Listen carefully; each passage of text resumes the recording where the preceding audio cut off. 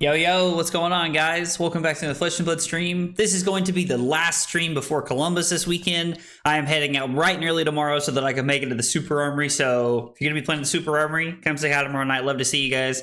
Also, random side note, does anybody else think it's weird that the Super Armory is classic constructed when the main event is going to be Living Legend? I don't know. I thought that was really weird. Oh, excuse me. I did set up Aurora so that I can play both the CC version and the LL version. Also, interestingly enough, the ProQuest Plus on Sunday is Blitz. So it's like a whole hodgepodge of events this weekend. It's kind of all over the place.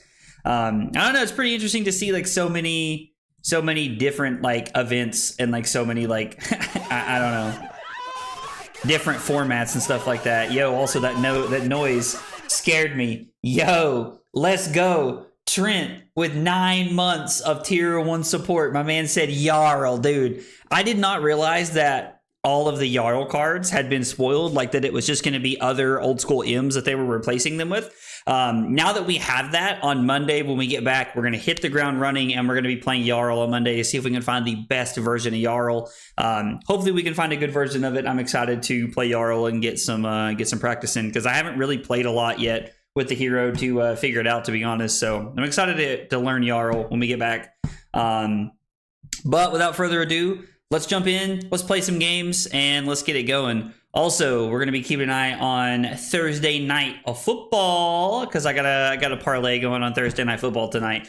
I have added some more matchups to the matchup guide here over on the side. And I do think I'm going to stick with the face purgatory swap. That has like been a pretty, it's felt good in some of the testing games. Face purgatories felt pretty good. So I think we're going to stick with that in that slot. Because if not, we're just trying to add another sideboard card in, and I don't really know what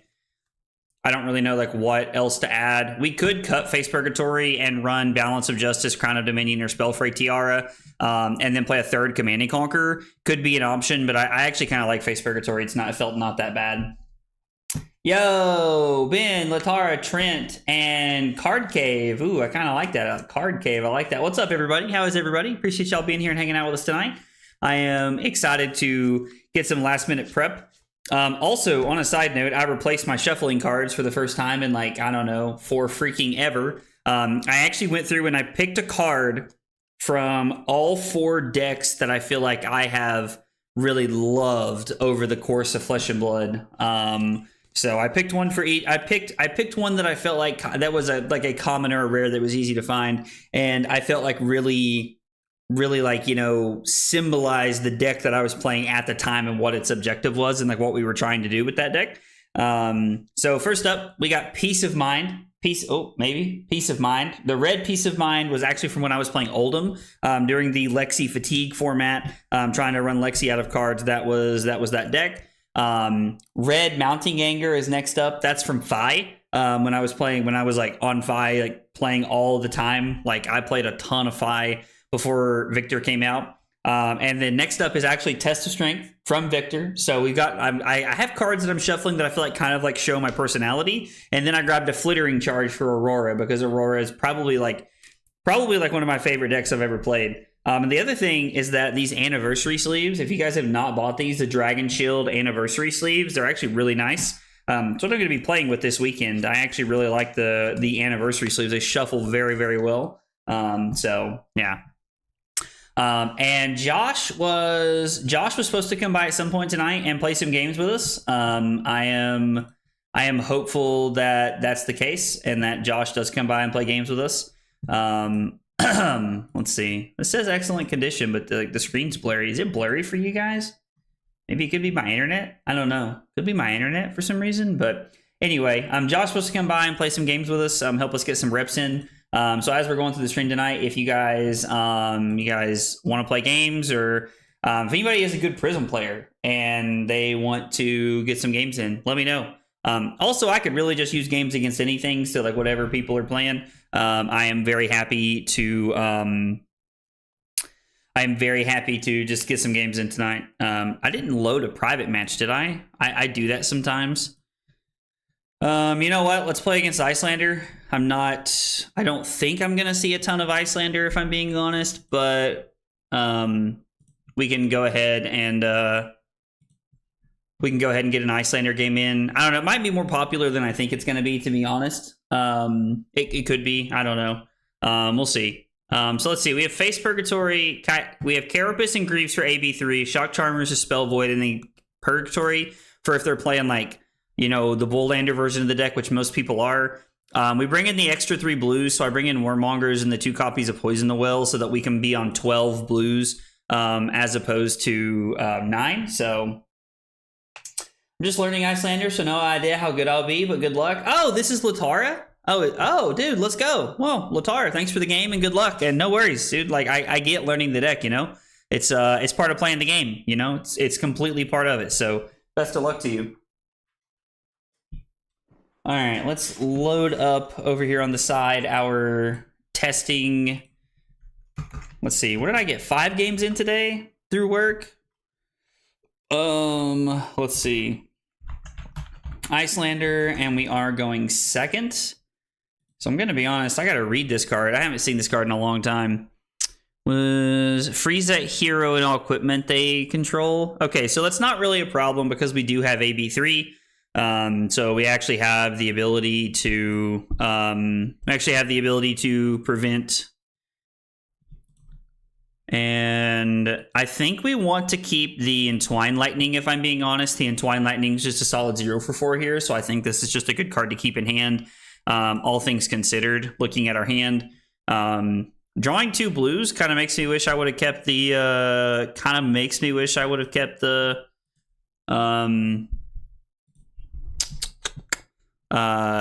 the burn up and shock, but I guess we wouldn't have had an attack. I don't know, just drawing 2 blue blinks is kind of awkward, to be honest. Like, probably just some better things we could have drawn here. This does pan out very well for us, actually, because we have AB3, so this works out very, very well in our favor to just be able to block this out. Having AB3 in this matchup is very solid. I guess we'll just play the Rabble. I don't know. Maybe I'm just supposed to Arsenal the Rabble here. This feels weird because like we don't really have the lightning card turned on here yet, but I don't know. Good luck for the tournament. Yo, pal, let's go, dude. Thank you, man. I appreciate that. I'm doing well also, brother. Hope you're doing well as well. Appreciate you coming by and hanging out tonight, man. And I appreciate the good luck. Hey, what's up, Brian? How are you, dude? You doing all right? Yo, Brad and Josh, dude, what's up, everybody? Everybody's rolling in, man. How are you guys? Hope everybody's doing well this evening. Little Coronet peak action, huh? So we have a Rabble in our arsenal. I think we are going to pay 1, and I think it's just going to be the Gone in a Flash. We did just put 2 blinks in the bottom, so I think that actually pans out pretty well for us. I'm going to lead on the Ravenous Rabble here and see how Latara responds. We have an Arc Lightning on top, okay? So Arc Lightning works as resources in this matchup, or it works as just a good power card. Either way, it pans out pretty well for us. So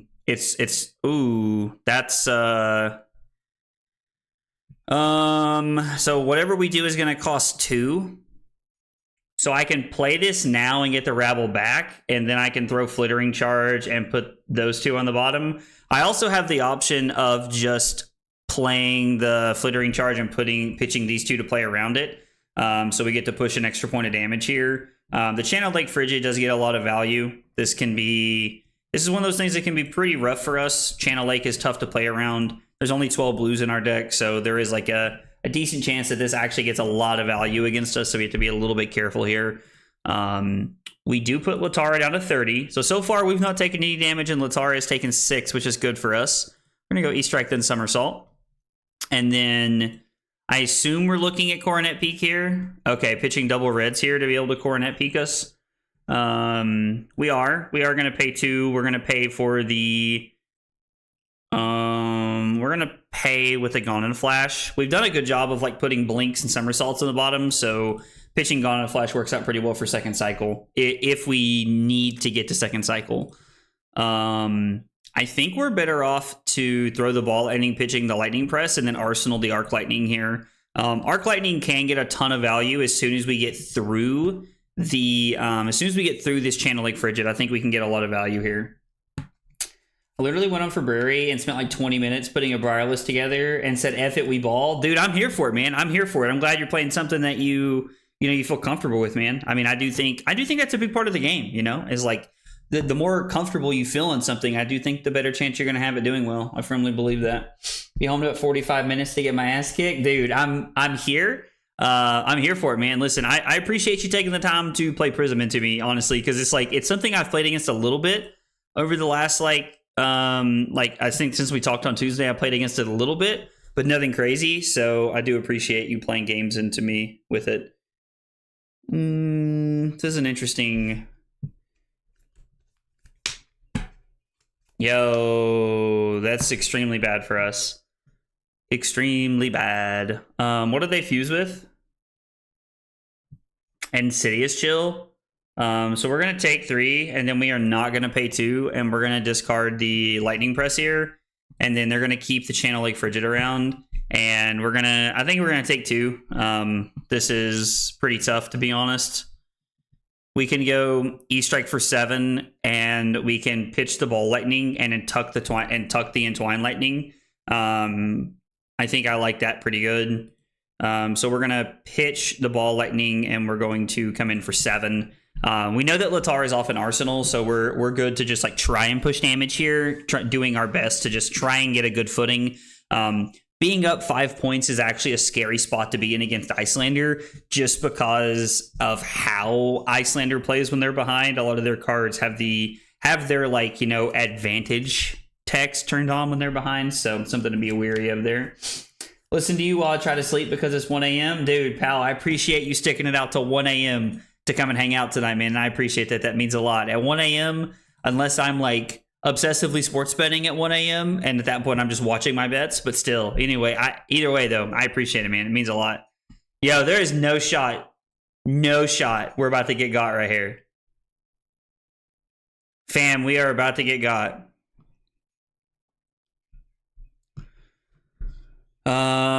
So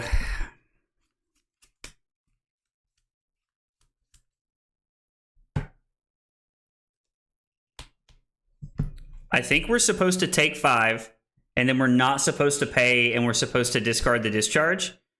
And then this is an all arcane version, it appears. It appears this is an all arcane version. Do you genuinely believe there is a card that belongs in Briar that I haven't seen anyone put in the Briar LL decks yet? Curious to see if it works. Okay, well, I'm excited to hear about it, man. I hope you're right, and I hope it's cool. I'm excited to see it.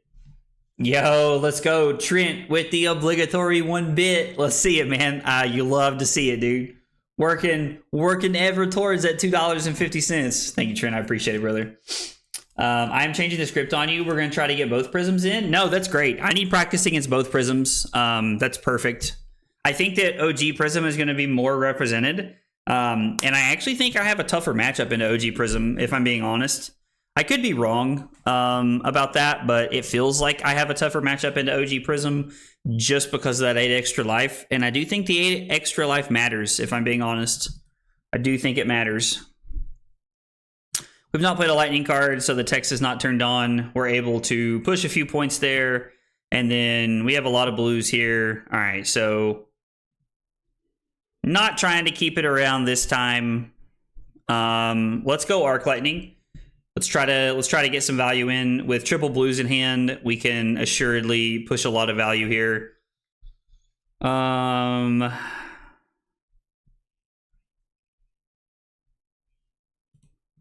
think we have to pitch the Poison the Well.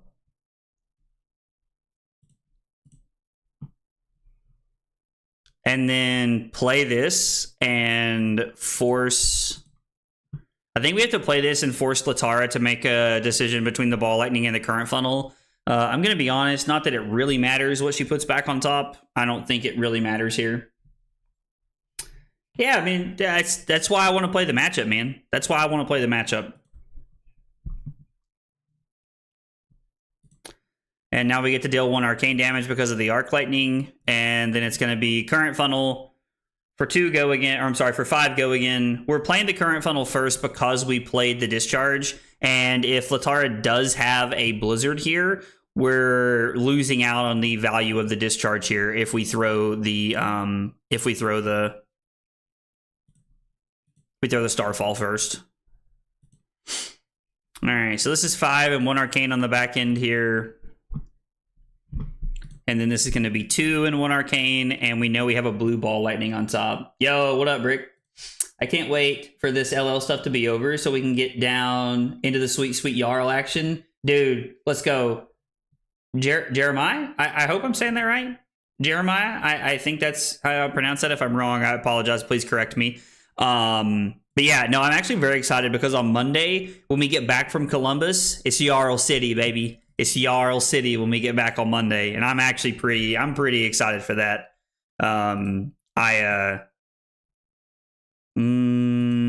Yeah, let's lead on the Rabble. I thoroughly enjoy playing Jarl. Like the 2 games I played with him so far.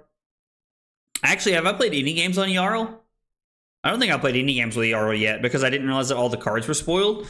So seeing that all the cards have been spoiled is really interesting. We're going to flash in the Channel Lightning Valley here. And the Blizzard actually is okay for us here because we have the blue Ball Lightning.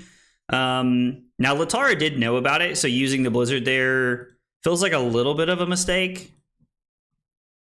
I don't know. I could be wrong, though. And then we can pitch 2 cards to come in with the Starfall here, and then Arsenal the Lightning Surge. Extra life matters, but new Prism punishes you hard if you don't want to block.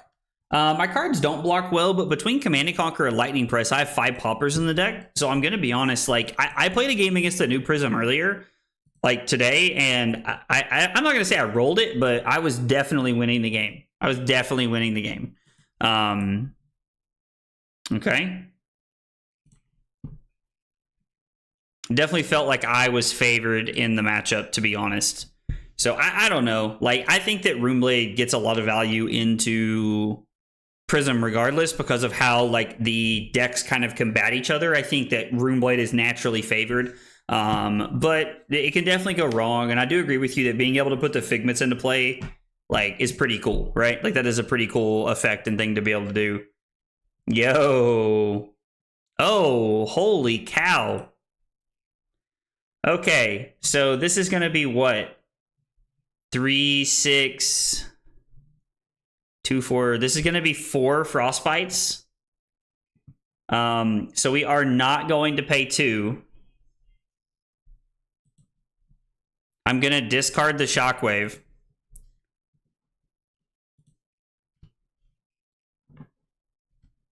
I am not going to pay 2. I'm going to discard the Snatch, and then we're going to pitch 5 to come in with a Starfall here.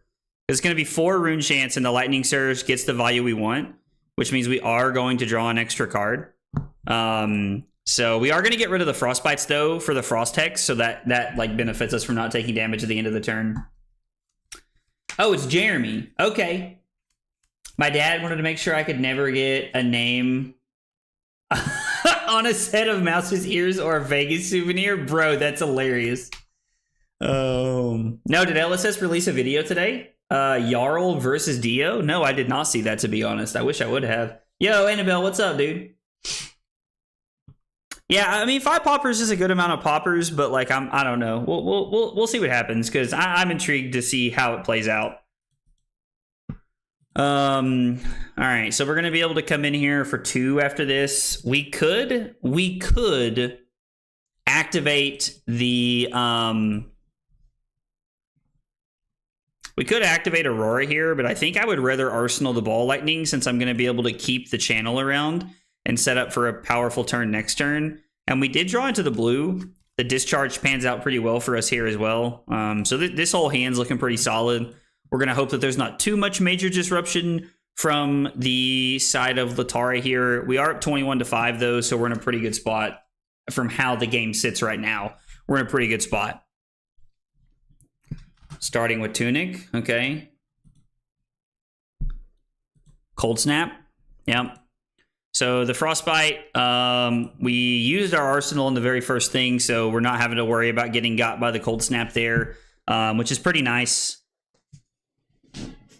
Okay, so we've now played a Lightning card.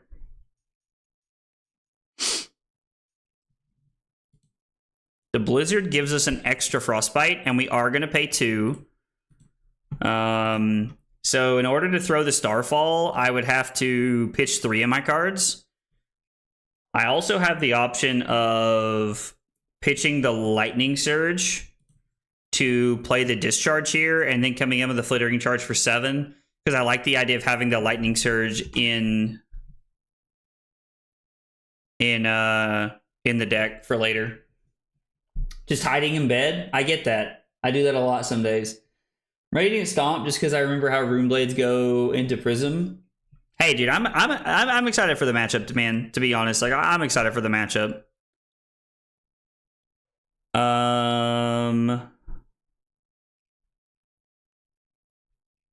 Well, I don't really know that we have a choice here. We discard a card, let her take a card.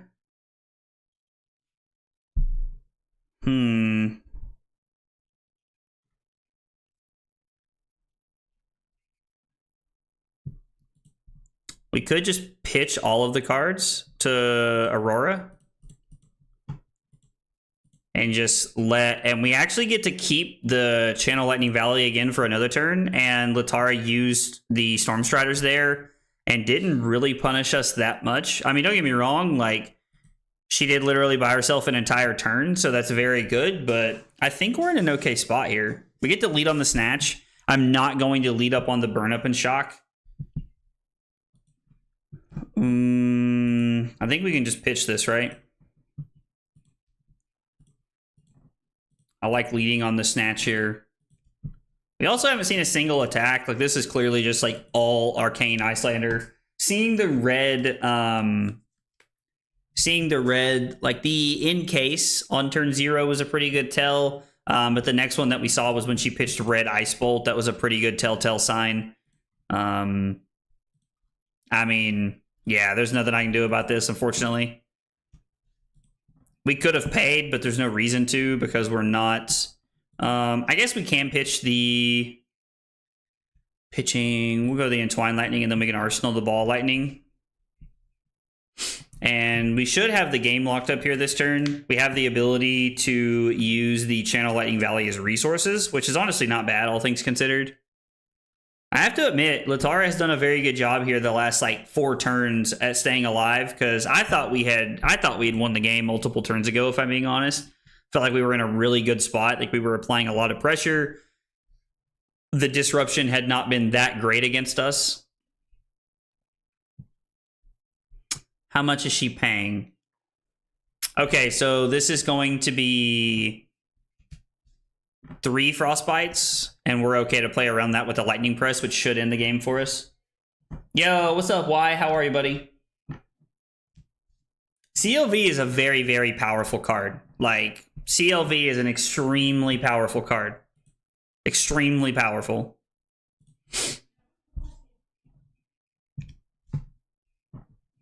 I guess this doesn't technically end the game, but this does get to push through 4 points. And we put Latara to 1, and then this being a breakpoint means that the Coronet peak in the last card, and we now have Latara down to 1. If we give up the Starfall, if we throw the Starfall there, we give her the ability to keep certain cards in hand. We're going to lead on Arc Lightning here without anything in Arsenal. This should be game this turn because the card gets pitched and then it's Snatch with Go again. I don't think there's another Blizzard. I think, yeah, she's played all of them. So, yep. And then the Arcane gets blocked. 2 Go again gets blocked by the last card in hand. And then the Flittering Charge crosses the finish line for us here because the Arcane's not going to do it. And then we're going to activate Aurora, but that's not really going to matter. Yeah, good game in the chat. Yeah, so we would have activated Aurora and then set up for next turn, which would have, our next hand would have been Lightning Surge, Ball Lightning Blue, which is relevant, Shockwave, and Static Shock. So it probably would have been Lightning Surge for the go again, and then it would have been Pitch Ball Lightning to Starfall, activate Aurora into Shockwave and Static Shock to try and end the game. So we had a pretty good hand lined up next turn. Yeah, we had good hands the rest of the game. We didn't really draw that many awkward ones, although that game did go on about 3 turns longer than I thought. Those blizzards did really play a role in making my hands awkward over the course of those 3 to 4 turns there, 7 through 11 really, because I thought we were going to end the game pretty early on there, but the blizzards really slowed us down. Now, admittedly, we had CLV in place, so us pitching 3 lightning cards did enable us to keep the CLV around for another turn, but Latar did a good job at minimizing the damage from that. Yo, Latar, GG, I appreciate the game. Feeling stressed because I'm going to know if I got the job or not in about 6 hours. Was hoping to catch some Fave Gaming to release the tension. Well, I'm glad you were able to make it by. I know how stressful it can be to sit and just be thinking about your job and just be wondering what's going to happen. I know that's stressful, but man, I'm going to be honest. I don't pray, but I am sending positive vibes your way, brother. I hope you get the job, man. I know that's stressful and I hate that feeling, but I hope it goes really well. Hope it goes well. Blizzards on turns 7 through 11 slowed us down, but we closed out with break points when they were at low life. All right. Starting off the night with a win, that's a good thing. We want to get into the rhythm of getting some wins to start off here. It's very good to get it, to start the night with a win. Starting a tournament or starting a night with a win is a very good place to be because it puts you in that positive mental mindset, in my opinion.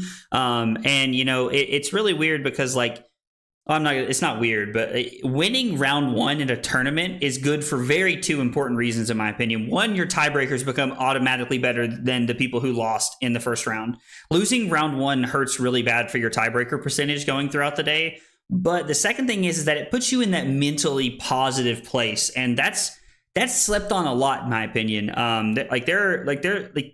There's a lot of value to winning that first round and really being you know what, we're shaking off the dust here, we're getting settled in, we're gonna get a win. And I think there's a lot of it's a very powerful thing that it can do for you. Now I will say on the other hand of that, the one thing that I think people should watch out for, and I think I see this happen to people all the time, honestly, is that round 4, if you're 4-0, in a 7-round tournament, an 8-round tournament, you start to let the walls down, you start to relax almost too much because you're winning and things are going your way. And I can say that from my experience at some previous Battle Hardens or ProQuest Pluses, I have had that happen before. Battle Harden Hartford, for example, back in February, I was 4-0 and I finished 5-3. And that was tough because I beat some very good people in the first 4 rounds of that tournament, very good, big name players, and then just kind of fell apart later in the tournament. And it's a tough feeling to go through, man. Mostly feel bad that I can't do nothing and I have to sit and wait. Yeah, no, I get that. I completely understand. Having to sit and wait is the worst part of it, man. It's the worst part of it. Other than the list construction, still working on that? No. I mean, Latar, you played very well. The blizzards were very timely. They put us in very awkward spots. I thought I was going to close the game out about 3 turns before I did, if I'm being honest. But that timely blizzard was awkward. And I also had a couple of back-to-back all red hands. But when I'm playing 12 blues, you can't expect too much. I think you played really well. I would be curious to know how the Bull-Lander version of that deck would do into me versus the all arcane damage. I don't really know. I haven't played a lot of Icelander in LL. I played a lot of Icelander when she was in the CC back in the day, and the Bull-Lander version of the deck was awesome.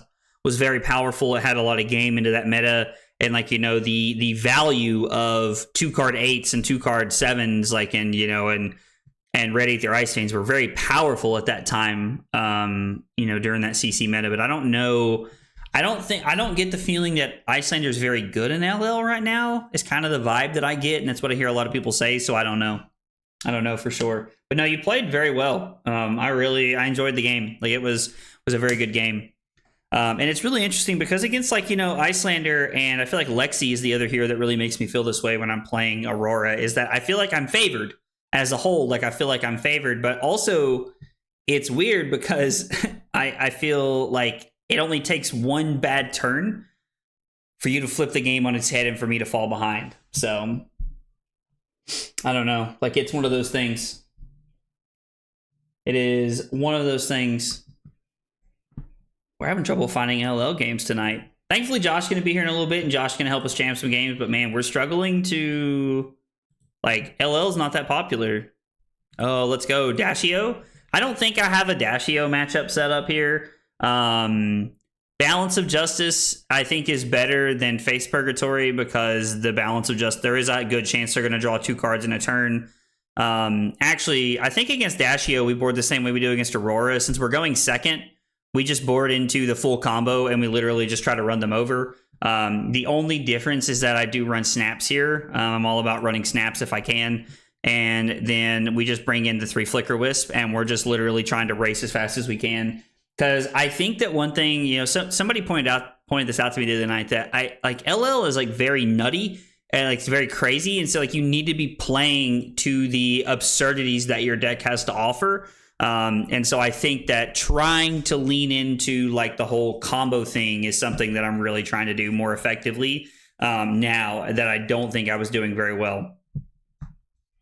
I mean, honestly, this hand, like, if they just want to pass and not do anything, I'm actually okay with that. It really does not bother me at all.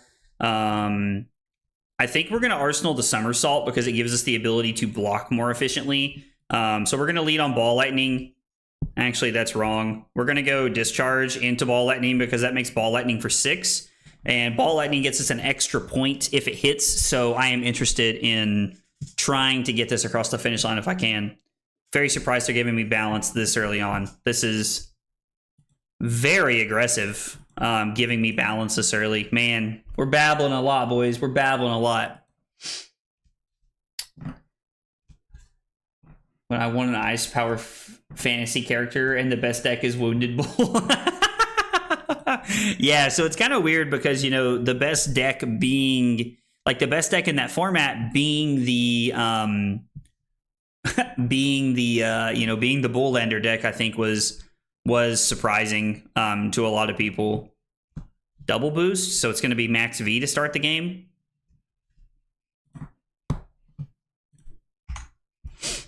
Yeah, so if I pass on blocks here on the max V, I can block 6 and somersault them back, and then I'm going to be able to go Ball Lightning, pitch the blink to play the Starfall, and then it's going to be Shockwave fused with Current Funnel. It's not really enough ways to like dump resources in this hand, which is tough because like that's one of the problems with playing like a Cheerios style deck, if you will. I don't know. Post-ban Max game plan win. I mean, listen, we want to play Max one night. I'm in, man. I like Max. Max is fun. Max is a cool deck, but I'm gonna be honest, dude. Like, I don't know what Max does now, right? Like, Max is probably dead in the water, right? Like, probably just dead in the water. To be honest, it's probably just dead in the water. I kind of wish I had a third card that blocked here because I would love to be able to block with it. Okay, so we're going to play Protocol off the top of the deck. No Crank, I assume, and then it's going to be pitch a card to come in with a max V. No. I mean, I'm assuming you have max V. I don't know why else you would boost to start the game off here. Play Azuri. Ooh, okay. All right, man. I mean, I like Azuri. Azuri's cool.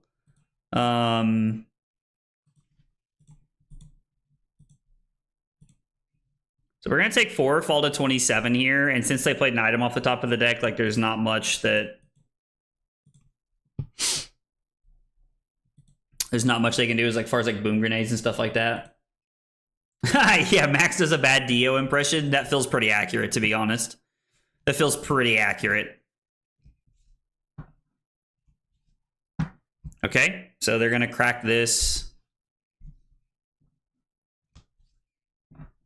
to get max V for another turn. Okay, I mean, sure, that's fine.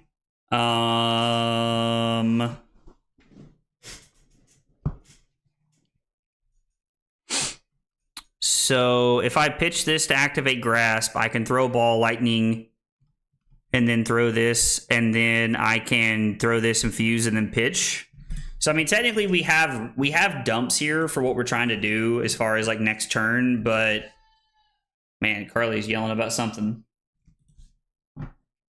Hey Scott, what's up, man? This is called Talishar.net. It's not actually a software. It's a web browser, brother. Talishar.net is the game. It's what it's called. And if you need that, I can like throw it in the chat or something after this so that you'll have a link to it. But yeah, it's just a software, and all you have to do is it's a website. I'm sorry, it's not a software. It's a website, and literally all you have to do is go to Febrari.net and build a deck.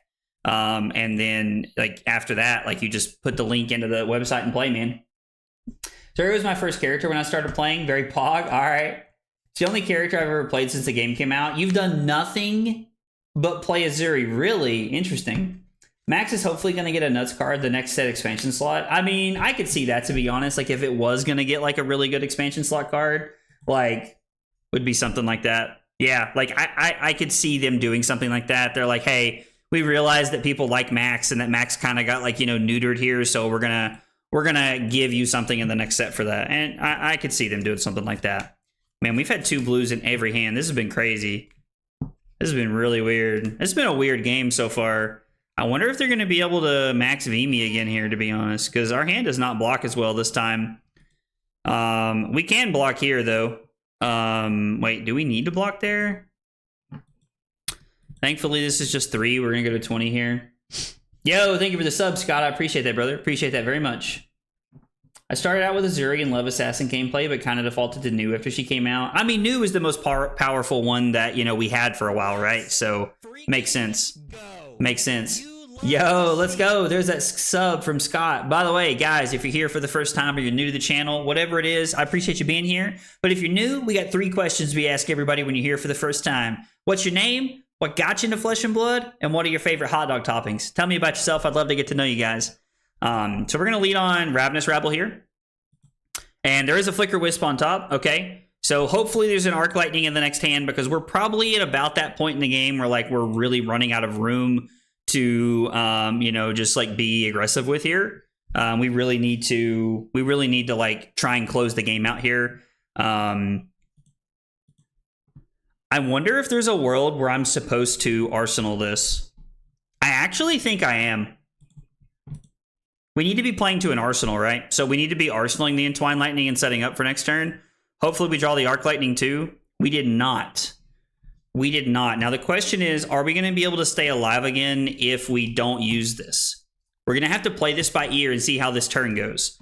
Because we have a really good turn, and we can use the Ether Ironweave and the gold to be able to draw another card if we'd like to. But it really just depends. Can't afford to play any other heroes when you play Assassin. We're gonna take 7. Hopefully, like we're pretty much just playing the whole game, hoping there's not a Boom Grenade on top. I'm also surprised that our opponent fat decked us. I don't really know why they fat decked us. I don't really understand that, to be honest. What got me into Fab was Legends of Runeterra falling apart and Majin Bay. So I've heard a lot of people say that actually that they started playing Flesh and Blood because Majin Bay turned to it. I've heard a lot of people say that. Can't afford to play too many different characters. I mean, yeah, no. So like, Brian, there's nothing wrong with that. I was just asking, man. Genuinely just curious. Dude, Josh is always trying to sell people on the fact that the hot dog toppings are a trap. I saw somebody on Reddit the other day. One of my buddies sent me this picture, and it said, like, somebody was like describing my channel to someone, and it said, and hot dog toppings, if you know, you know. And I thought that was really funny, to be honest. I thought that was hilarious. Block 3, take 2. We're going to have to block with 1 card here. I think we're going to be forced to play... Man, we might have to give up 2 cards, to be honest, which feels really bad. if they decide to use Accelerator, we're going to have to give up 2 cards. Yo, what? I mean, I guess they knew what was on top. I'm surprised. So, I mean, I guess after they use Heart, we don't have to give up 2 cards technically. I don't know. Maybe we don't after that. Yo, let's go. Capello with 2 months of Prime support. Dude, thank you so much, man. I really appreciate that. And my man said, take my Prime, dude. Thank you so much, man. I appreciate that. It means a lot. Means a lot, brother. All right, so this is bad. I mean, I guess it's no worse than what we thought was going to happen. We're going to take 1 down to 10, and then we're going to have to block with the Entwined Lightning here. Okay, let's think about this, actually. Is it better? I guess it just depends on what we draw, right? There's no way to know. So we can block with the Flicker Wisp here, and we can go Flicker Wisp. So if we, I'm going to tell my opponent that we're thinking. If we block with the Entwined Lightning, our return is Flicker Wisp fused with Lightning Surge, Entwined Lightning fused with the Lightning Surge, Ether Iron, and we've gold. So it's 2. It's 2, 4, and 4, and then potentially 4 or other off the top of the deck. Or it's just 12. I mean, if they use Accelerator here, like we're going to take 8 and go to 2. And then if they Accelerator, they can shoot us with the gun and we're in a bad spot. I don't know, this could be tough. Yeah, they had the Max V in Arsenal. We knew they had it, unfortunately. We knew it was there.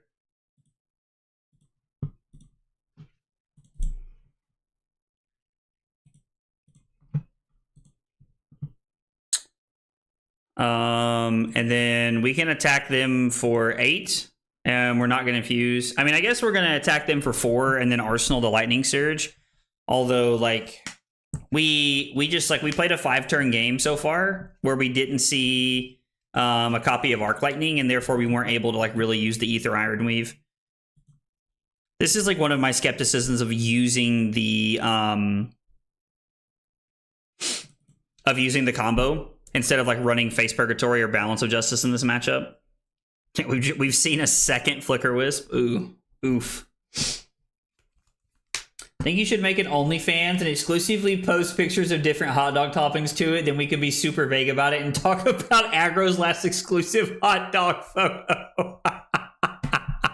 Bro, that would be hilarious, man. That would be absolutely hilarious. So we're going to block 5 and go to 1 because it's the only choice we have. We also didn't see a single copy of Burn Up and Shock this game. And like, so I think we didn't see a lot of our good aggro cards is like one of the problems. Like Burn Up and Shock is a great one to see. The combo is obviously very good. That's why we play it. But like Burn Up and Shock is like a really good aggro racer. Hey, is a really good aggro racer.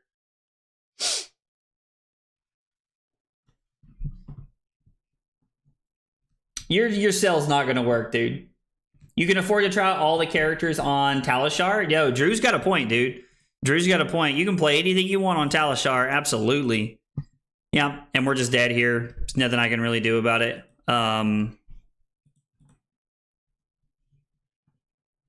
Nothing I can do about it, unfortunately. We're just dead.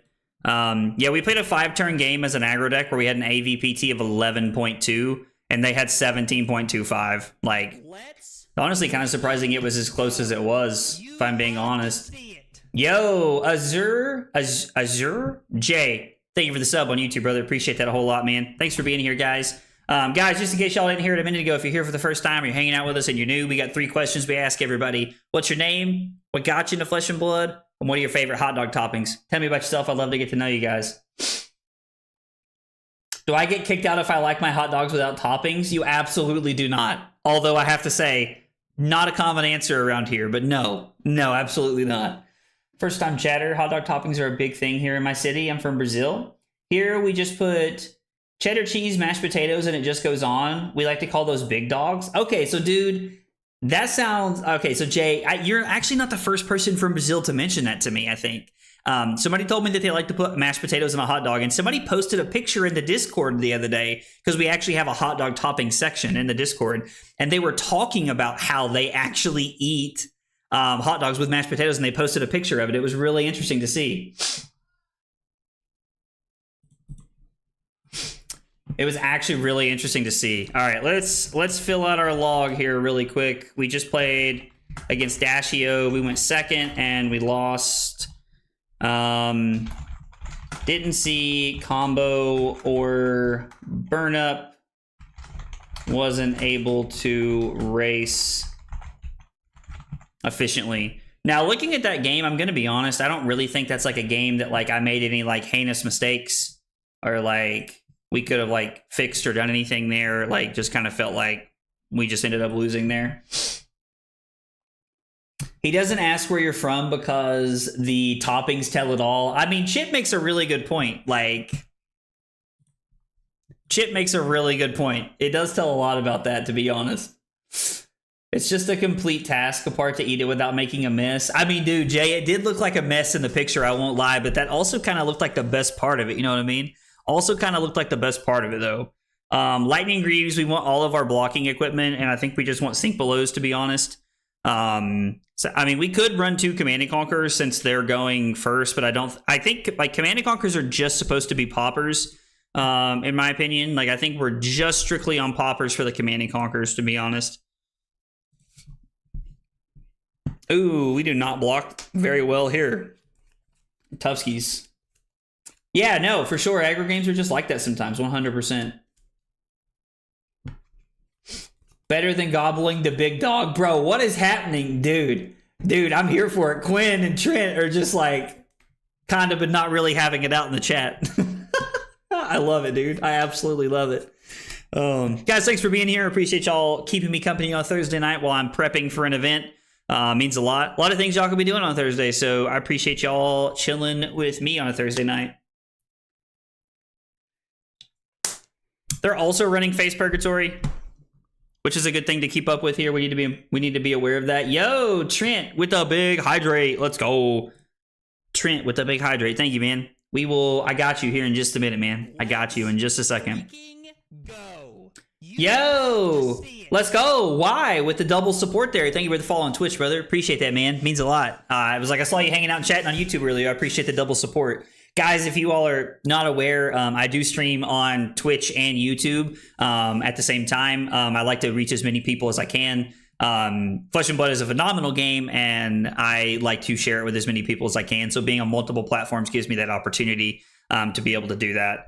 We're probably just supposed to play the ball lightning, right? Like this is just incorrect. Playing the ball lightning actually works out better for us here because if they let this hit, we just get the value of the extra damage from the ball lightning. So it's actually just more damage to do that. And this is not like a fatigue game where we're trying to preserve our life the entire game. We are just interested in just like running them over, pedal to the metal, putting them on the back foot and trying to kill them here as quickly as possible.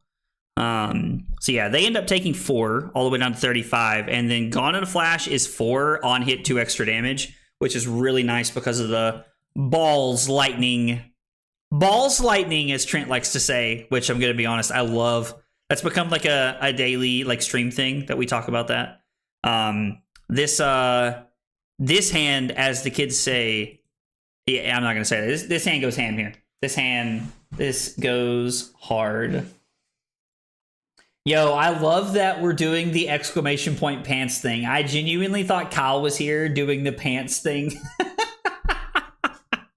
Bro, I love it. I absolutely love it, man. Oh, it's so funny. The interesting part is we really could get value out of the Face Purgatory here if we wanted to. We could block with the Arc Lightning. We're going to take all the Rune Chants. They get an extra one. Doesn't matter. I mean, it does matter, but it doesn't matter. We could get value out of the Face Purgatory here, but I don't really think there's a point. I don't know. I mean,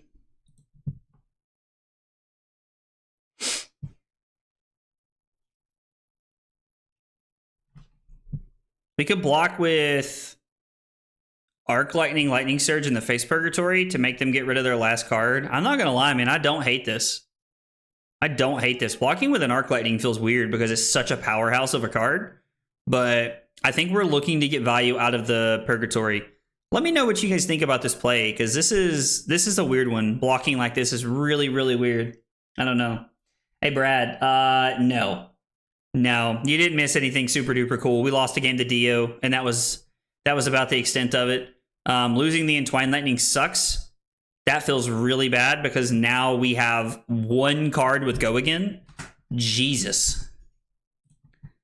I'm not gonna lie. I have been playing in a way lately that is like not super consistent, and it's more to like high rolly-ish, I would say, because I'm really playing the game to try and get as much value out of as I can out of my cards. And blocking with a Lightning Surge was the most efficient thing to do, but blocking with a Static Shock would have been a better play, I think, because it would have given us the, like, right now our hand would be Entwine, and Lightning Surge, so we would have went like the Ball Lightning into Entwine Fuse into Entwine no Fuse. And this is this is actually 2 extra damage if it hits because of the Ball Lightning. Ball Lightning is an extremely silly card. And somebody said the other day, they were like they didn't ban Ball Lightning because they thought it was OP. They banned Ball Lightning because they got tired of dealing with it. And I feel like that's the truth, bro. Like, that's some real stuff right there, dude. I am wearing pants. I am wearing pants, just so everyone knows that if I have to stand up after this to prove it to you all, I will prove it. I mean, I guess technically I'm wearing shorts. I'm wearing things that are socially acceptable to cover the bottom half of my body in public. How about that? Is that more acceptable for everybody? I've never been to one of these events. What kind of stuff can you get with the tickets? Oh, yeah, so you can get like cold foil tokens. Like Cold Foil Embodiment of Earth or Lightning. You can get Cold Foil Rune Chance. Like, you can get packs with it. I actually, when I went to Nationals and I spent a lot of my tickets on, I bought alpha packs with my tickets to open because I thought it would be fun to open for the channel and stuff like that. And it was some cool videos. Plus, I'm not gonna lie, it was pretty exhilarating to open packs like that. But yeah, I mean, they're like packs. You can buy mats, you can buy sleeves. You can buy a lot of different stuff with it, man. Why is Amulet of Ice back? Oh, wait. Like, are we gonna play Amulet of Ice in Jarl? Is that even a thing we're gonna do with the Snow Under? With Snow Under, maybe? I did see them playing Snow Under. I saw that was in the list earlier. At the world premiere of Rosetta, I had enough tickets to open a case for the Rosetta. Yeah, so like that's a very real possibility. But here's my question: were you like playing in side events exclusively all weekend? Activate. Play Revel. Oh no. Read the runes? Okay. I mean, that's fine. It doesn't give you your action point back. So we go to 24. We're going to banish an Arcanic Shockwave, which is fine. If you sleep with the deck out of the box, you will play Amulet. Otherwise, not sure. I don't think I'll play Amulet in the deck, to be honest, but I don't know. I could be wrong. You guys know me. I'm open to being wrong about things. I am open to being wrong about things. We're gonna go Gone in a Flash, Entwine from Arsenal Fuse, Entwine from Hand Fuse, and then we're gonna pitch this to play the Starfall. Because that is the way to maximize, the best way to maximize our Arc Lightning. They also don't have arcane damage, so this is 1, 2, 3, 4, 5 arcane damage. Arc Lightning is a 0 for 5 this turn. Bananas. Yeah, I don't think we'll play it in the actual deck, but I don't know. I thought those were calling or higher only thing. No. So you get tickets for playing in anything. You don't really get tickets for the calling, I don't think, to be honest. Like, you get tickets for the Battle Harden, I know that. The Battle Harden does come with tickets. You have to top 32 to get tickets to the Battle Harden, if I remember correctly. But yeah, no, I mean, there's lots of, I don't know if our opponent's like trying to keep their hand. Like, they have to realize that they are at risk of dying here. And now that they've not used Face Purgatory, they're not going to get value out of it this turn. So I think Frozen to Death is genuinely a pretty bad card. You think it's a bad card? Ooh, I'm not going to lie. I'm going to be honest, Quinn. I'm going to disagree with you on that one. But I'm open to hearing why you think that. Tell me why you think that. Like, straight up. Like, let's talk about why you think that. Because I would like to know your thoughts there. Because I disagree with that take. Yeah, but you can get tickets for a lot of things at these things, and you can use them on almost anything. Honestly, most of the time I buy packs or sleeves. Like, if they have the anniversary sleeves with the tickets I have, I'll probably buy the anniversary sleeves. It's probably what I'll end up doing. This is a weird hand. I mean, it's really not that weird, but, you know. It's a blue ice 3 block. That's enough to be okay. I mean, yeah, it's blue and it's ice and it blocks for 3. I do think it's good. Playing it is just awful. I mean, it fuels his hero ability, right? So, like, I don't know how it can be awful. Like, it does fuel Jarl's hero ability, and like I think that makes it worth something. Like, horrible? I don't know about horrible. I don't know. I was pretty excited when I saw Frozen to Death. Like, playing that card. I honestly, like, one of the things that, like, you can play Channel Lake Frigid from your hand and then play that card. I don't know. Like, I don't know. I have a hard time buying into the fact that playing it is horrible. Like, it fuels your hero ability.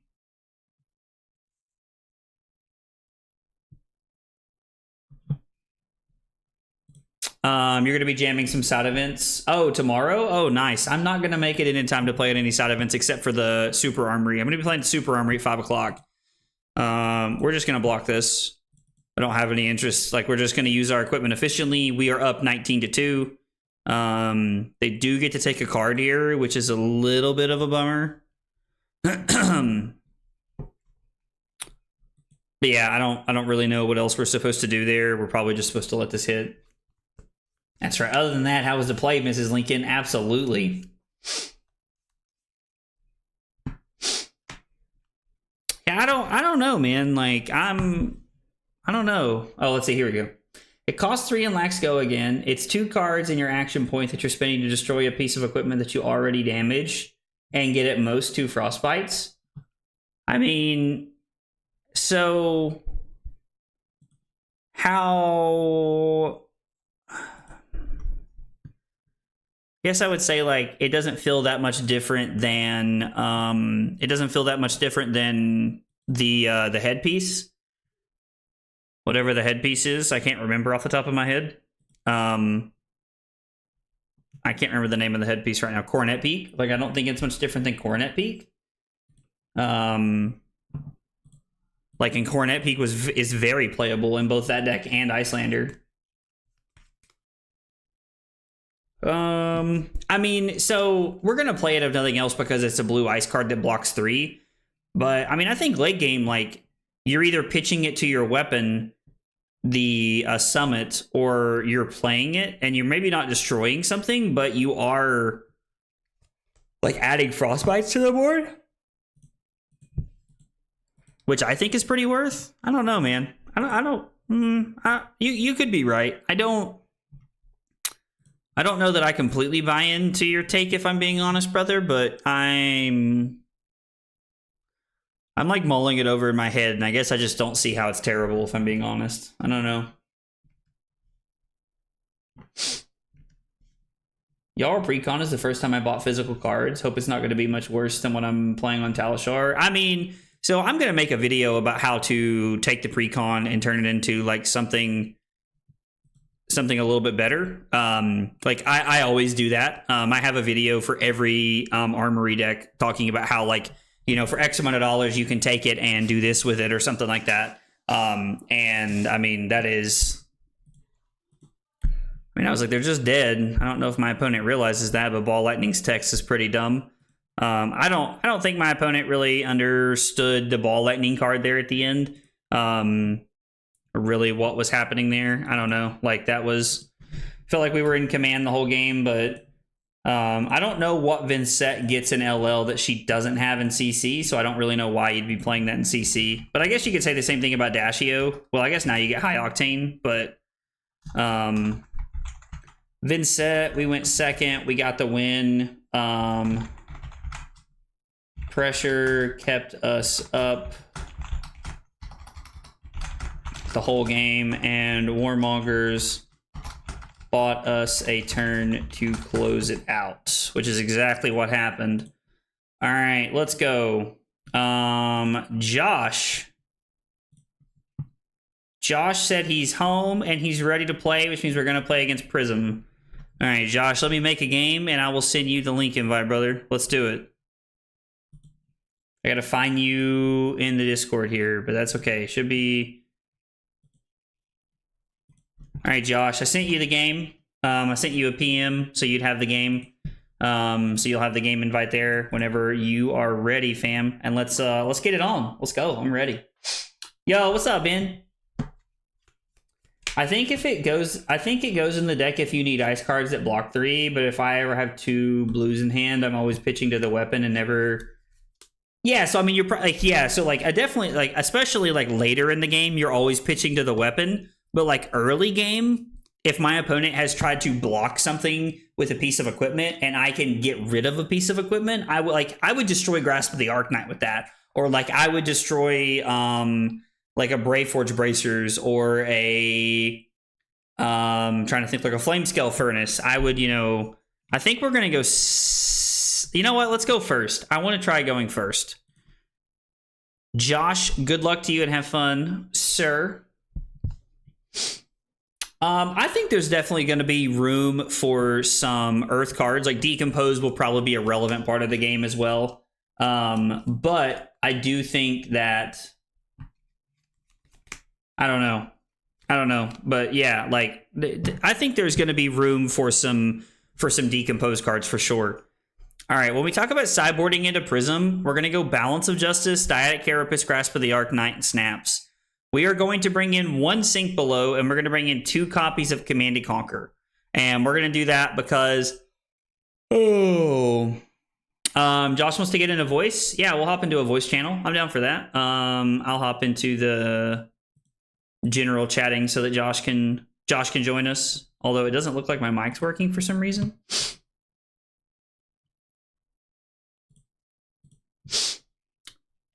Test.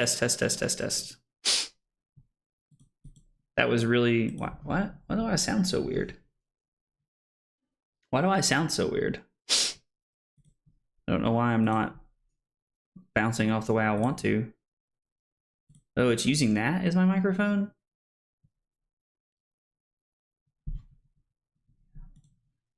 Yo, I don't like that at all. No wonder it wasn't working. Okay. Josh, I am in voice. Let's see. Oh, Josh is already here. Cool. If it isn't the lover of horses himself. I think. I don't know.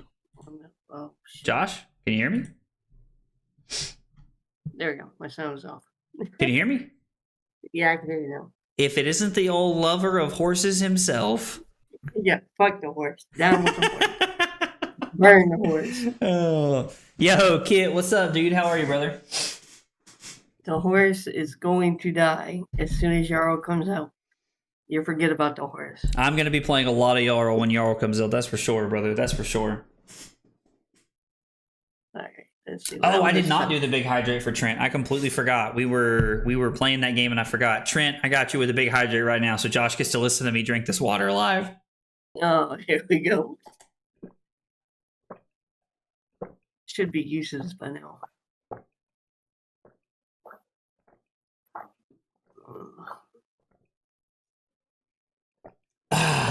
Sorry, brother.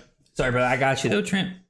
All right. I think that every deck has been very close on resources now, so I think Ice is going to shake things up for sure. So I actually really agree with that statement that like every deck right now is doing exactly what we were doing pre-Icelander. We were being very, very greedy with resources. Oh, excuse me. Good God. And so now, like with Ice coming back into the format, I think decks are going to have to be a little bit less greedy with the resource base. And I'm actually curious to see what what Aurora looks like in CC after Jarl comes out. Because of all the ice, I think that Aurora is probably going to have to go to like at least 12 blues, but maybe 13 or 14 to be honest. All right, 3 cards to cut. Which 3 do I want to take out? That's going to be the hard part. Tell you what, while you're sideboarding, 1 second, I'll be right back. Right. Don't get me banned because I'm not muting you while I'm gone. I'll try not to. No promises. Uh, Okay, let's see. What 3 do I want to cut? This is. Oh, never mind. That's an easy cut. I forgot. I don't need those.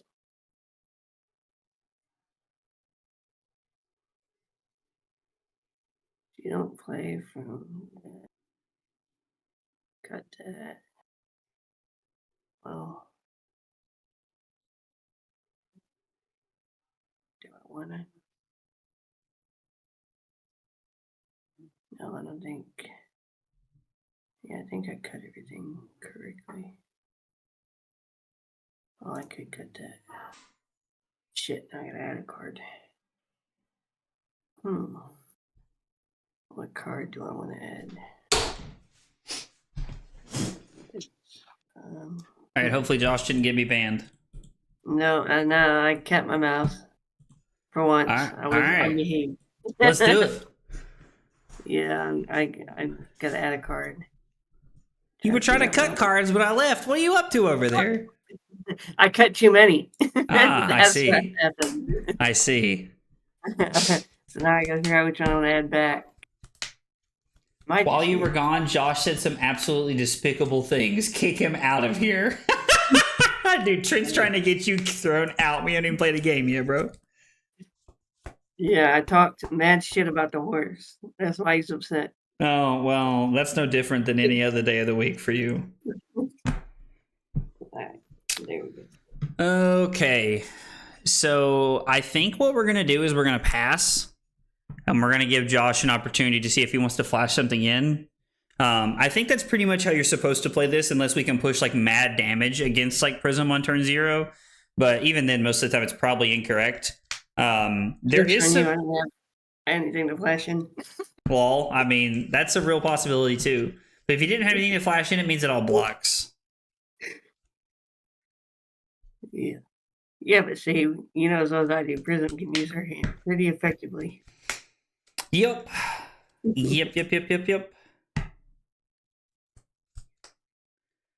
This is an interesting hand here to start with. Herald of Protection for 7. I mean, yeah, we're just going to have to take this. We have to get on the board here. Give me the board. I'm also more inclined to say no blocks against OG Prism than I am New Prism, just because of New Prism being able to go get Figments out of her deck.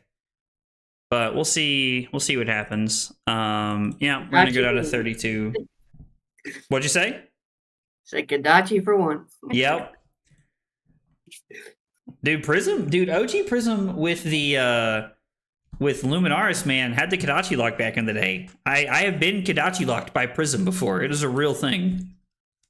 Now I have a decision to make. Do I want to? I'm surprised that you're playing Null Rune Gloves over the Calming Gesture. New Ring, fucking habit. Every time we face Rublade, you always play No Rune. Gotcha. You never, you always take that 1 AB. Well, the Gesture's got AB1 on it. Oh, shit. Yeah, I should have fucking swapped in the Gesture. I don't think I put in the deck. I'm going to be honest. Let me see. Now, like I said, I have a decision. Do I want to push more damage or do I want to establish the board? We'll just deal with this because Prism always with the board. Yeah, I think playing the Haze Bending is actually pretty smart here.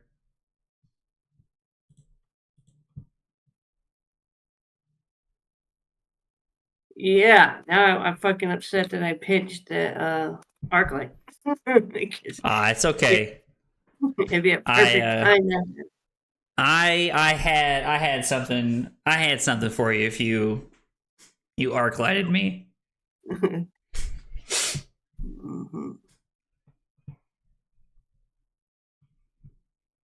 Let me see. How am I going to use my hand? That into that.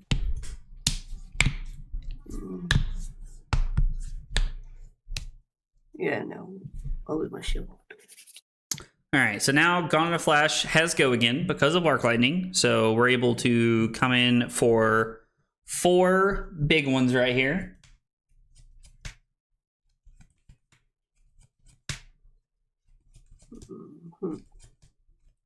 4 big ones. 4 big ones indeed. What am I gonna do on my turn? Is it worth it to take? Do that.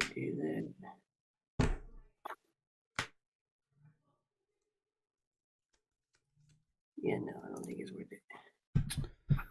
Okay. So Josh takes 1. This throws him down to 39, and then we have an Arc Lightning Arcane damage coming on the back end. Yeah. Take it on.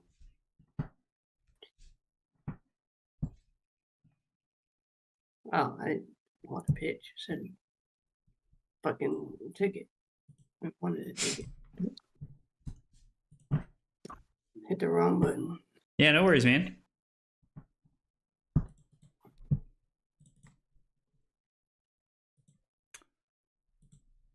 All right, so the Arc Lightning damage comes through. Josh falls to 38. We're going to throw the Ball Lightning because we can start generating that extra value off of the Arc Lightning here. And we needed to use the Go again from the Arc Lightning for the Gone in a Flash.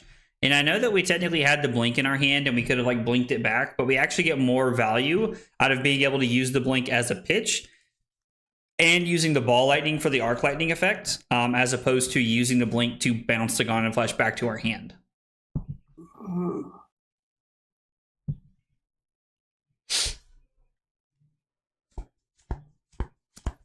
Yeah, I think it. All right, so this essentially comes in for 2. And then this is 2 Arcane on the back end. We're going to attack Josh, fuse with the Entwine Lightning. Yeah, this is going to hurt. Oh, I didn't mistake. But... All right, so we deal 5. Arc Lightning comes in for 2. See what does, Curtis. We have a couple of options here. We can go Starfall at Josh, and then it's 2 Arcane on the back end, and then we can activate Grasp. Or we have the option of killing Hazebending this turn. I think I'm okay with leaving Hazebending in play so that we can deal more damage this turn. We really want to get the value of the Arc Lightning on the turn that we have the ability. So Josh goes to 25, and then if he takes this, he goes to 23. And then we're going to activate Grasp, which is going to be 1 more Arcane from the Arc Lightning, and we're setting up that Rune Chant for next turn. So we really maximize value out of the Arc Lightning to be able to push as much as we could there. Yeah, that was good. But you'll see why. I think I had to hold it. I was going to play it, but... All right, so this is 7 Go again. I think we're just going to follow 25 here. We don't want to pop this one. Giving Josh an extra Hazebending would be very bad. Plus, there's always a chance that he could have just flashed in the Merciful Retribution, and then we get like uber amounts of like negative value there. Yep, but now I get your armor. And that's what I want. Bark, Frightening, or Shark Sighting. See, I love this. Trent's just out here coming up with like all the random stuff that we can do.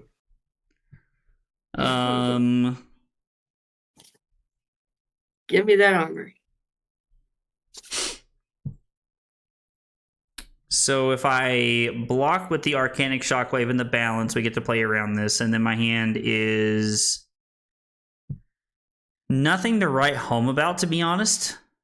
Now you see why I took all that damage. We could block E-Strike and Balance, and then I'm able to go Ball Lightning into Shockwave, fuse with this and Arsenal it. I think we're better off to draw a new card off the top of the deck and try an Arsenal here.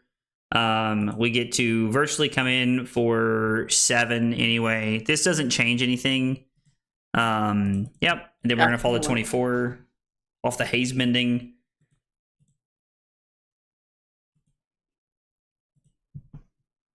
All right. So we're going to attack Josh here. Rune Chant coming in first. Hey, and then we're attacking him for 1/2. Ooh. Interesting.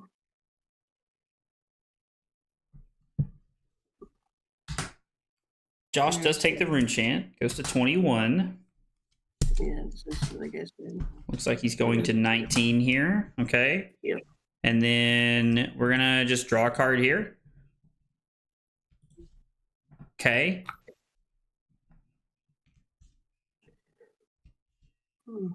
Drawn to a pretty good one to Arsenal here.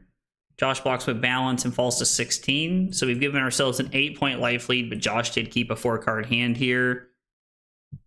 Yeah. Just enough to push because that's what I want to do. We do have the ability to block with our equipment to block 7 here pretty efficiently, but I don't really think that's where we want to be. I think we're just going to try and have a big offensive turn next hand, based off of everything we're seeing. Right now, this puts us to 17, and then Josh has 2 more points on the board, so we're basically at a guaranteed 15 this turn, plus whatever he has left in his hand here to throw at us. All right, so we fall down to 16. Haze bending puts us to 15. You made the right call. Because if you would have blocked with armor, you would have got punished.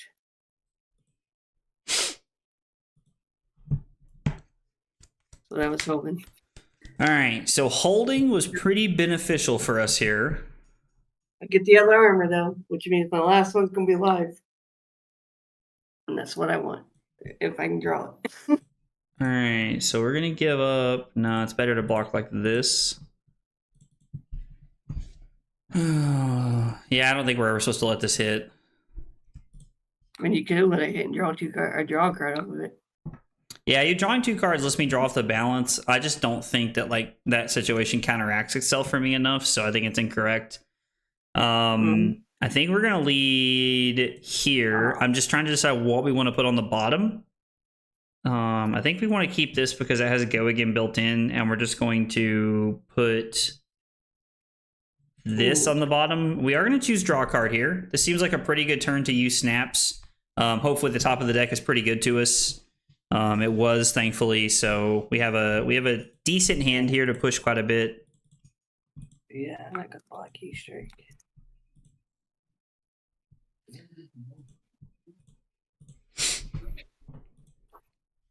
And then this is 4 go again.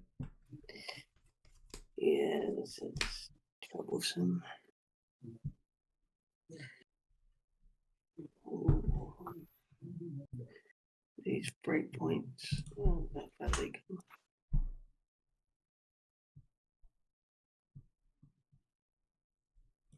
All right, so we're getting cards out of Josh's hand, which is honestly exactly what we want. So this is perfect. Yes, but the ability to cover up breakpoints is nice. Yeah, blocking. I agree that like your deck blocks breakpoints very, very efficiently. Yeah, and this one. Also, the Merciful doesn't block for Josh, so it does set up very well for him to pitch it into the footsteps. This doesn't have go again. This is 4. I don't want to save life. Do 4 and a 2. It's not a really good trade. Yeah. Just take 1. Blocks with that all you got. Josh falls down to 11. We're going to activate Aurora with our last card, and then we're going to set up for next turn and just pass here. Yep, guess I'm going to do. He's been passed. Okay.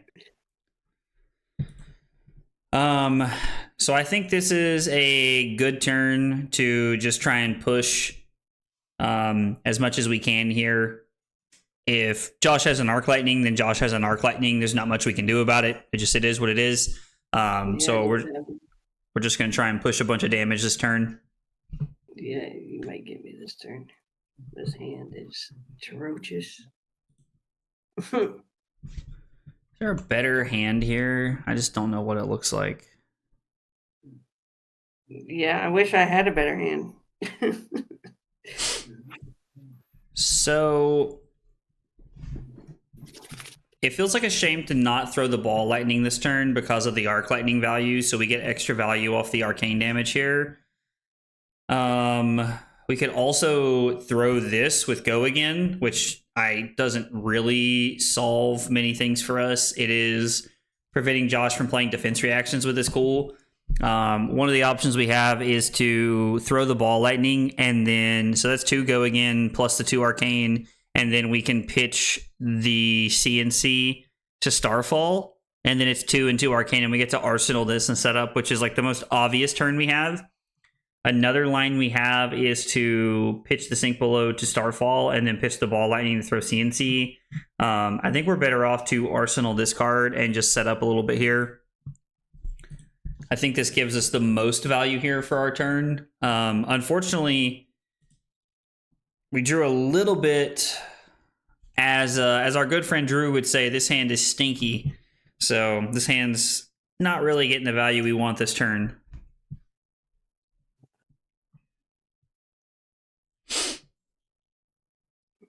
Yeah, I feel you with that stinky hand. Your hand rough? Yeah, it's rough. It's like having to choose what to do. But I'm a gambler, so I would just call your bluff. Okay, so Josh blocks for 1 with the footsteps, which means he takes 2, falls down to 8, and then we have the arcane coming in from ball lightning, and then we're going to attack Josh, pitching the Command and Conquer for the Starfall here. So this is 2 Go Again with 2 arcane on the back end here. Yeah. Josh goes to 4, and then Josh goes to 2. 2. And then we're going to arsenal this and set up for next turn. And you'll see why my hand is pretty bad. War Tune for 7 puts us to 8, but doesn't really have the immediate, like, there's no like real on-hit effects here that like scare me and make me want to block. I mean, I guess there's some weird world where like if Josh has like double pump or something like that, like double yellow pump, Angelic Wrath or whatever it's called, like he could put us down to 2 and then force us to block with equipment here. No, forcing you to block. That's going to happen. Okay, so there's no worries of erudition coming in, so I think we're just supposed to block with the grasp, and then we can use that Sink Below that we set up in Arsenal. Although I don't really think we're supposed to sink anything. Our hand is pretty solid by itself.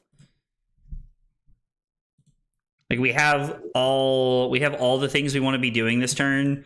The one thing we could do is put one of these on the bottom, because technically if we have a blue on top, it's going to feel really bad next turn. But all right, so we fall down to 7, and then we're going to fall down to 6. So we're at 6, and to my knowledge, there are not any 0-cost heralds. God, that would be absurd. Okay, pitches that to make a Spectral Shield. Okay, so we go down to 5. Josh is at 2, and he has a Spectral Shield. The one thing that does line up for us pretty well is that the Tunic is not on 3. So we're going to hope to hit a red here off the top of the deck, because if we don't, this is going to feel really, really bad. Come on, blue. Damn it. All right, let's go. Step 1 of us not like just throwing this game away. Yeah, because that might actually get it. Like I said, that hand was rough with 2 non-blocks. Yeah. And I had to save them because they were my only yellows. It's like, oh. That is the one benefit of like playing against Prism, is that there are a lot of awkward hands for you where you can't block or do anything with them. And that's like it's like a really good time, because I feel like against Prism as a Runeblade, you have to be able to smell blood in the water. And like when you can tell that like, you know, the Prism's hand is like kind of lackluster, then I think it's like a good way to tell.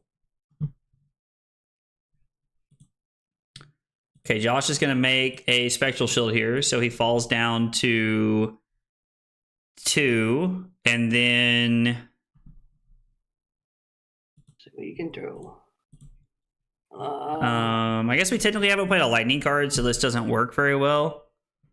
I think we're supposed to make this play right here, where we do this and see how Josh blocks this. Him giving us the tunic actually lines up very well because we get to flash this in. Oh, yeah. And then Josh goes to 1. And we draw that somersault.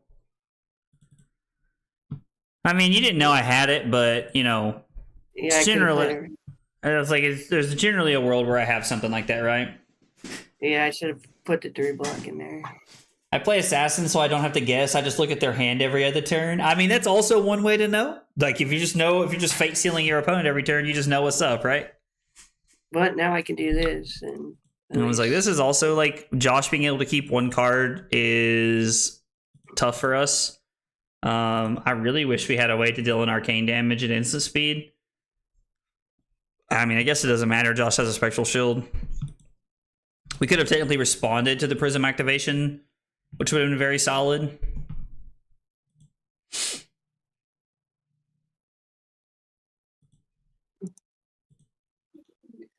it's closer than what I thought it would be, especially with that hand I drew.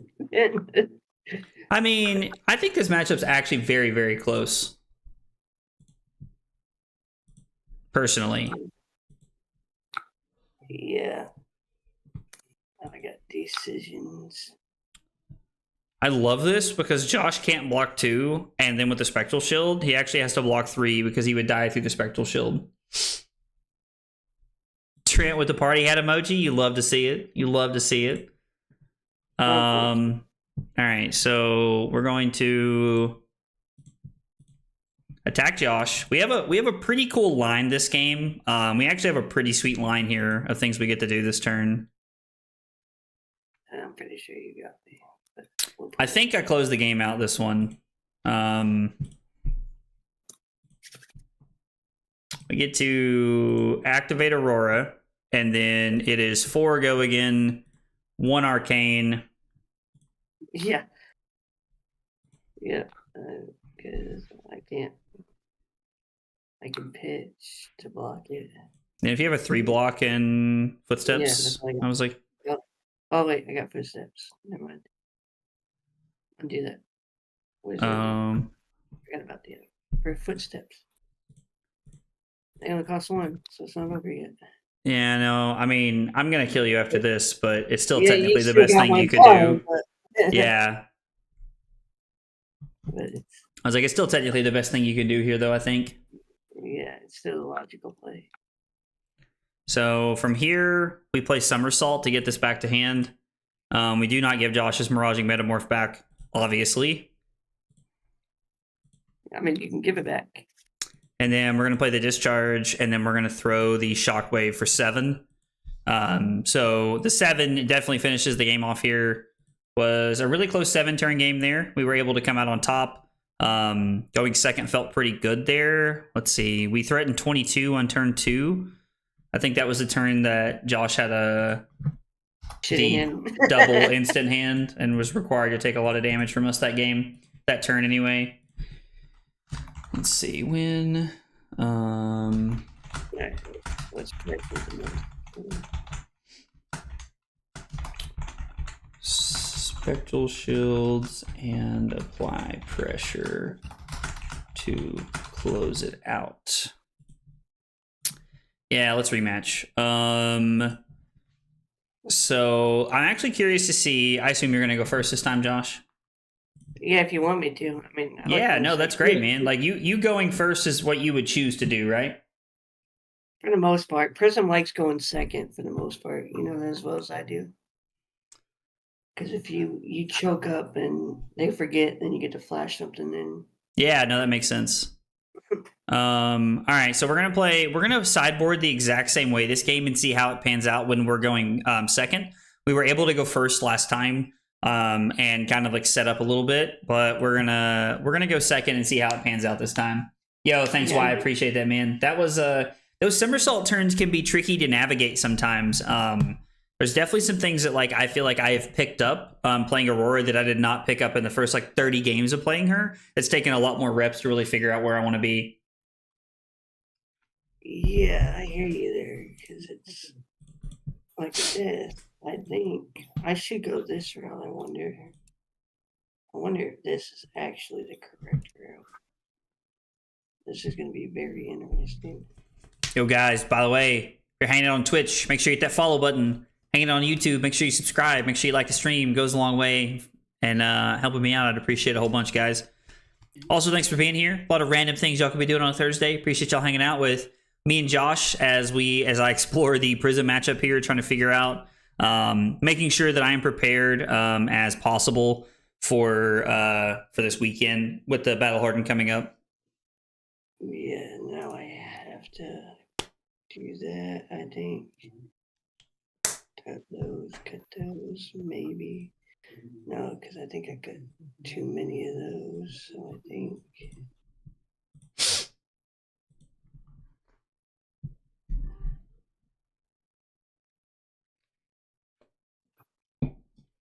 I'm gotta figure out what I want to add.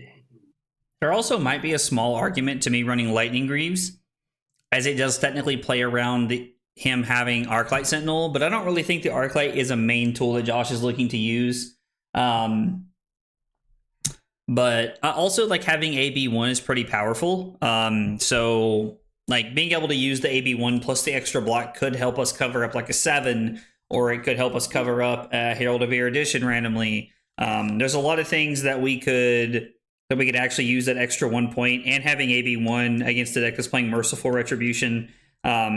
A lot of times back in the day playing Fi, I would go all the way to 1 to try and keep my big turn, and then I would die to Merciful out of nowhere. And that always feels bad when things like that happen. But, you know, I mean, it's the risk that you have to take, right? In my unemployed arc, watching at 2 a.m. on a Friday, dude, I appreciate you. I appreciate you being here and watching, man. Being up at 2 a.m. you're a real trooper, man. You're a real trooper, and I appreciate it, brother. Hey, what's up, Andrew?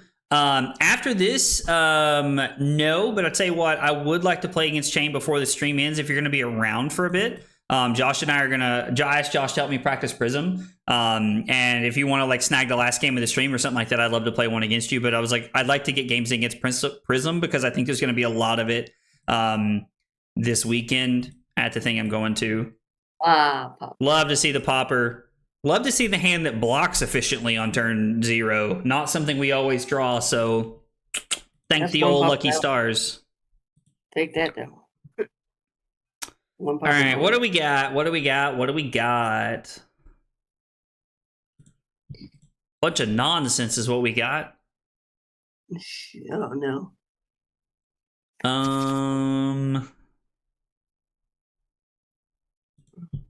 Let's go this route. Let's go Arcane and force Josh to make an early decision here. I'll pop up later. I'm testing for Houston right now myself. What event is in Houston, if you don't mind me asking, and when is it? Because I know Portland's coming up, not this coming weekend, but next weekend, I think? Calling Portland? I would take. No, that's right. You're going to draw. All right, whatever. We'll see how this goes. Okay, so I think because of that...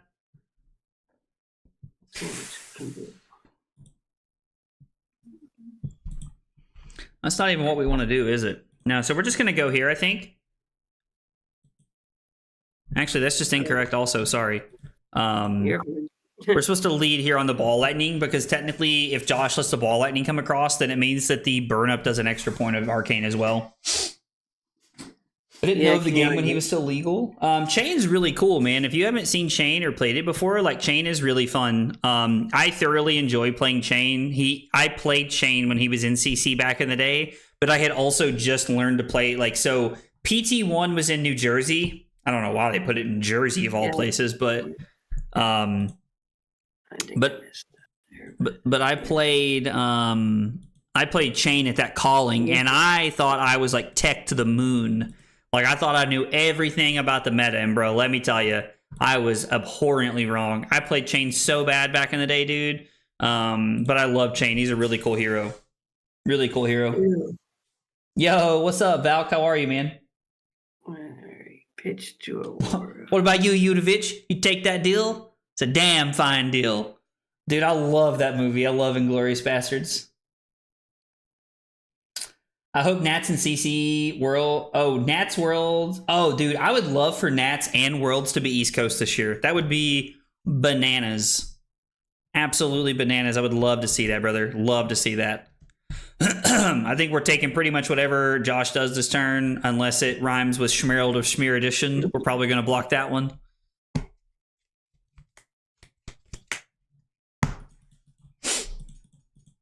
Battle Hardened December 6th to the 8th, CC. Oh, dude, let's go. That's exciting. What deck are you thinking about playing, Andrew? You looking at some Jarl? Gonna play Jarl? Ooh, Josh passes. Interesting. Huh. Damn it. Can safely say I did not think Josh was gonna pass. And Josh does not sound happy about his hand. No. I was banking on my hand being a hell of a lot better than what it is. I would love for Nationals and Worlds to be East Coast. So like the team I'm on, we have like a team fund that we all contribute throughout the year, and then we use it to go to events and travel and stuff like that. And we're talking about saving it for Worlds next year. And I'm personally very excited about Worlds. It being in the US, honestly, as long as it's not like crazy weird. Yo. I don't like my hand. I'm gonna get a new one. All right, so now how do we keep the CLV around after we draw a card?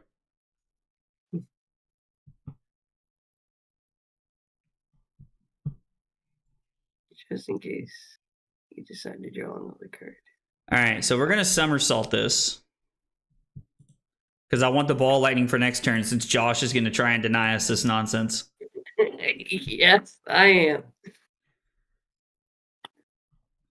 Okay. My hand sucks. You look at that. I had to pick my entire hand to play that. Pitch this. We're going to have to throw the Starfall at Arc Lightning.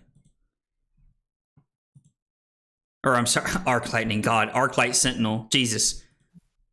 I was giving somebody a hard time the other day for doing that. Now I'm doing it. Lord. All right, so we did pitch 2 lightning cards to be able to keep CLV around, and then we can keep our red ball lightning for next turn, which is a pretty powerful play. Yo, this hand slaps. I don't hear that either. I was like, Josh loves to hear that. Josh loves to hear that. I could have pitched the Entwine Lightning to Grasp there also beforehand, but I don't know. I think so my thought process was that keeping the Entwine Lightning most of the time is just a 0 for 4 with Go again. And so I think that it was worth it to keep it there. But I don't know. I could be wrong. Jarl will be legal. November 19th or 29th or whenever he comes. 29th, I think is what it is. Valk said, I'm going to play Teklo. I think everyone appreciates you standing on business of playing Teklo of Awesome with Jarl in the format, brother. Every single deck pretty much but Zen or Viscerize is what I've been testing. Also, Enigma seems broco. There's a lot of hate. Guardian gameplay is boring to me. No hate, but I like to go wide. I mean, dude, I'm not offended by that, man. It doesn't bother me at all, man. Like, I get it. Like, Guardian's not for everybody, brother. I personally love playing Guardian. Like, I think Guardian's a lot of fun. I think the Guardian mirrors are a lot of fun. But I've also spent a lot of my time in card games in general playing these decks that are very aggressive. Like, I come from playing like Mono Red Burn and Magic all the time, and like there was just, I don't know, like it was just super, super aggressive at all times. Actually, I think that's wrong. I think I'm supposed to keep this. Oh, wait, you did draw another card. Yeah, off the CLV. Yeah. Oh, that wasn't 2 cards this turn, or was it? No, I've only drawn 1 card this turn. Damn. But yeah, dude, no hate. Like not everybody enjoys every deck, man. You know, there's nothing wrong with that. I get that, dude. I get that. We're gonna go Flittering Charge, and I'm gonna activate Aurora, and we're gonna Arsenal the Rabble here and pass. Yeah. I was forgetting Aurora had an ability. Yeah, I think using Aurora's hero ability there and then setting up the 0 for 4, like just setting up a Ball Lightning and Entwine Lightning, which works well with the Ball Lightning for next turn, was a very solid play. I think that was a good play for us. Playstyle in card games, hence the username. So you started Fab. I mean, listen, I have become definitely more of a mid-range player ever since I have moved into the Flesh and Blood life. This damn hand on the fucking Arc Lightning turn. Oh my god. Josh's hands are not treating him well. No. Yo, what's up, Cusco? Brick said you slap. I don't know how I should take that. Thank you, I guess. I don't know. Sure I'm dead this turn. I don't think you're dead this turn. With this hand, I'm pretty sure I'm fucking dead. I don't think there's any world I can kill you as long as you block. Yeah, that's the issue. Oh, I see. Well, I can't help you there. So I think we're supposed to lead on E-Strike draw card because against Prism, we're not really ever going to get to hit with the Snatch. Now, unless if they put an Angel into play, we'll throw Snatch at an Angel all day because we get to draw card and kill the Angel. So we're getting to take a lot of the agency off the table for what they're looking to do. Was a combo player / infected modern in my heydays. Maybe I should pick up Azalea so I can just oops all red in the ledger all game. I mean, it's a real strategy, right? Thought I'm above the common pleasures and tried to pick up complex decks, but also common pleasures of Big Mom Guardian spoke to me. I mean, listen, man. I think there's more complexity to Guardian than people realize, especially mid-range mirrors, because you like mid-range mirrors are tough, man. I really believe that. I really, really believe that. Mid-range mirrors are a grind and require a lot of very, very high play. Yeah, I think that. Oh, man. Having the Ball Lightning on the Arc Lightning turn is just so good, dude. It's insane. Yes. It's very insane. So this Ravenous Rabble promo was actually from the Calling at Hartford. They gave them out at that weekend. You got to play in Ravenous Rabble events, and you would get them just for playing in those events. But those events did cost a little bit more.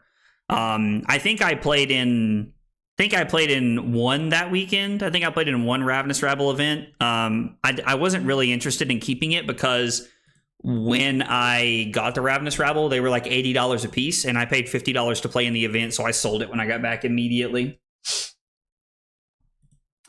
Assassin, Florian, because I love the vibe and the Guardian pipeline. I mean, hey, man, like, I get it, dude. Like, you're talking to somebody who truly loves playing Guardian, but I'm also an aggro lover, like, hence the name, you know? Like, even though Josh says I spend half the time lying about my name. You do. You play Guardian. I love playing Guardian, dude. Guardian is not aggro. Those events do pay for themselves. If you have not, like, when you go to a big event and you don't want to play in like the Calling or in a Battle Hardened or the big event, and they had Ravenous Rabble, Oasis Respite was one, Flick Flack was one at Nationals. Like, all of those events pay for themselves every time, bro. Every time.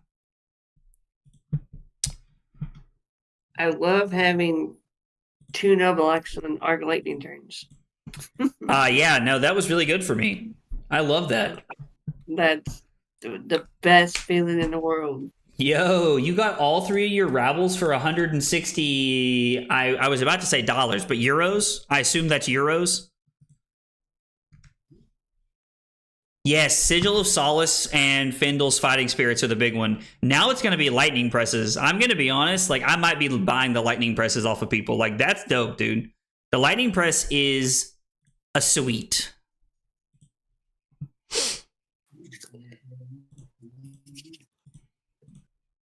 All right. So, coming in for 4 here. Okay.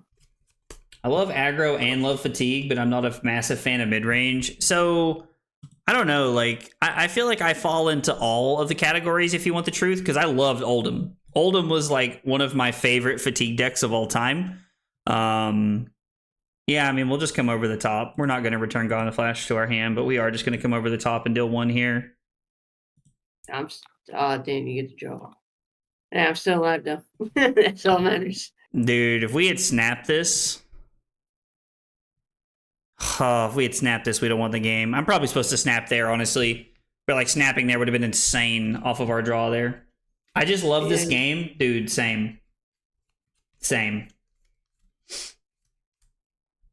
Yeah, I really want the lightning presses. I'm trying to figure out where to get them. I don't even know where you can get the lightning presses from. Do you know, Josh? Where can you get those promo lightning presses from? Yeah, no, I have no idea. I would like to have one though. I would like to have them. I don't think we're supposed to arsenal this. Oh, this fucking draw is... Actually, go back. Go back to YouTube. You want me to undo? Yeah, but the draw happens. Yeah, so I activate Aurora. When you close the link. Yep. And I can do this. And then you get priority to do things if you want. Yeah, I can. Yeah, you can play Genesis. Yep. Yeah, because that draw was... The lightning presses are draft side events in Portland and Chicago, so I'm going to have 0 lightning presses. Sag. Because I'm not going to Portland or Chicago. That is a big Sag. Oh, well, there's always the next one, right? But I mean, yeah, like, I don't know. It's... Here we go. Top deck for the win. And it fucking sucks.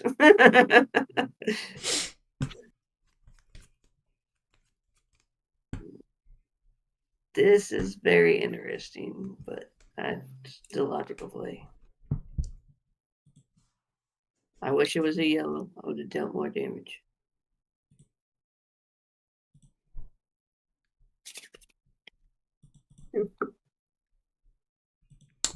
We're going to say no blocks, and then we're going to sync this. I mean, if you want to pop it, then I'd be okay with another Genesis. I bet you would. I bet you would. So we're going to reveal the burn up and shock for 1 arcane here to see how Josh handles this.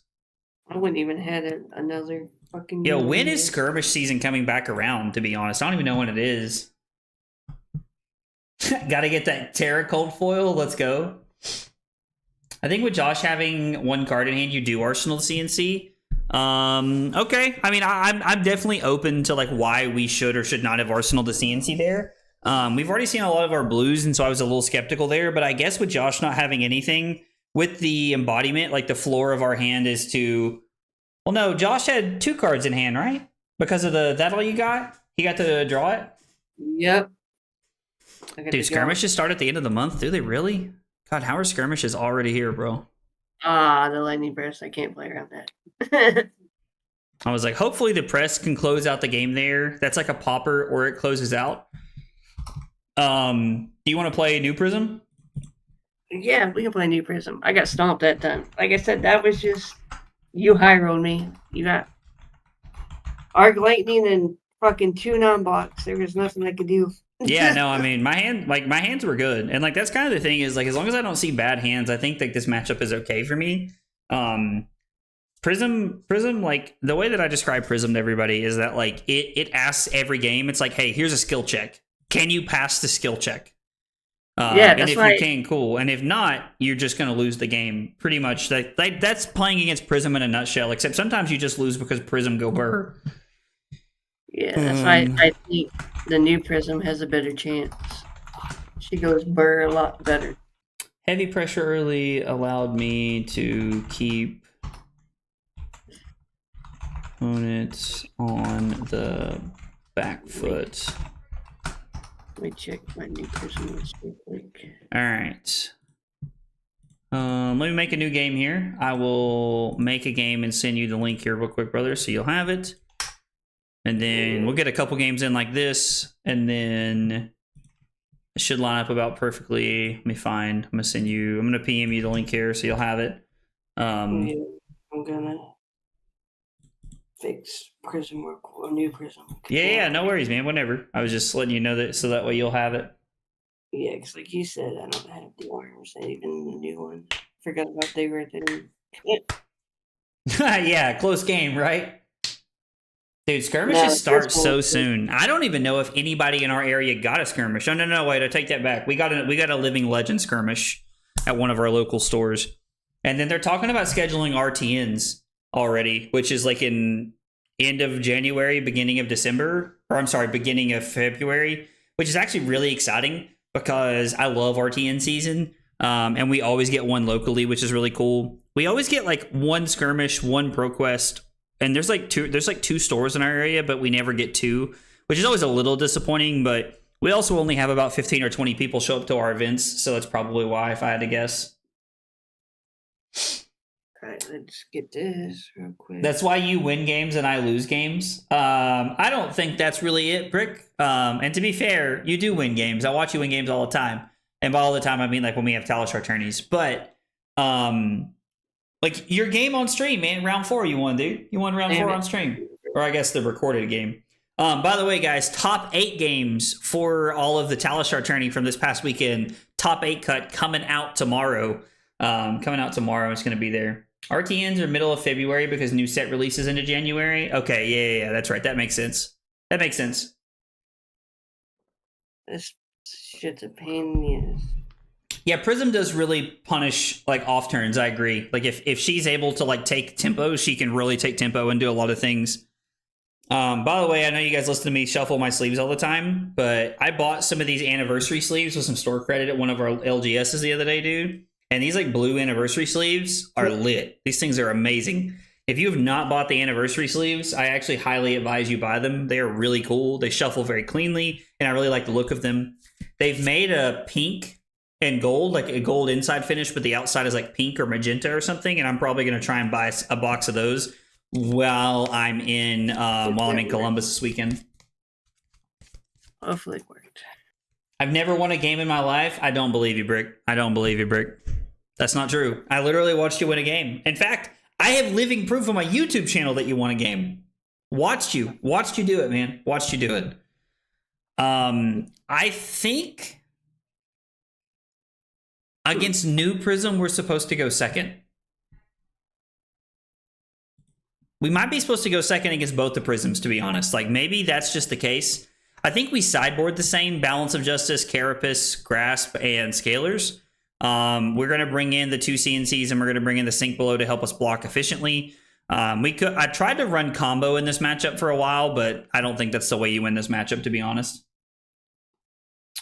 Yeah, I don't think you paid Matt off. Brick, you have recorded proof of wins on your own YouTube channel. That is true. Trent does make a really good point. The Bulllander Verdance list is cool. The sleeves, they're made by Dragon Shield. I use pretty much exclusively Dragon Shields. Before this game starts, one thing I have not got to tell you guys about yet that I'm going to share with you guys now. I was going to wait until right before the Pro Tour, which is like 6 months away, but I'm going to share with you guys now because we're here. These sleeves right here, they're called Baby Blue Dragon Shields. They're not dual matte. They're not anything. They're very old school sleeves. They are discontinued, and you cannot find them anywhere. My friend Richard bought 2 boxes of these things before me right before they went out of stock. I played one the first time I qualified for Nationals in 2022. Was the very first time I ever used a box. I used the box that I bought. Oh, wait, wrong one. This box right here is the last box I have seen at any of the game stores I have been to. If you look these box up, the Baby Blues online, they're about $100 a box, which is crazy. And I'm going to use them for the first time ever when I go to the Pro Tour. So I'm actually pretty excited to be able to use them at the PT. 5 block. We're going to block 5 here on Josh's 5 that's coming across here. Hey, what's up, Troll? I haven't seen you in a minute, brother. You've been doing okay? Another 5. Wish I had 4. Is this worth giving up equipment for? I have no idea if this is correct, but we're going to guess here. They're called Baby Blue. They are specifically called Baby Blue Dragon Shield mats. That is what they are called.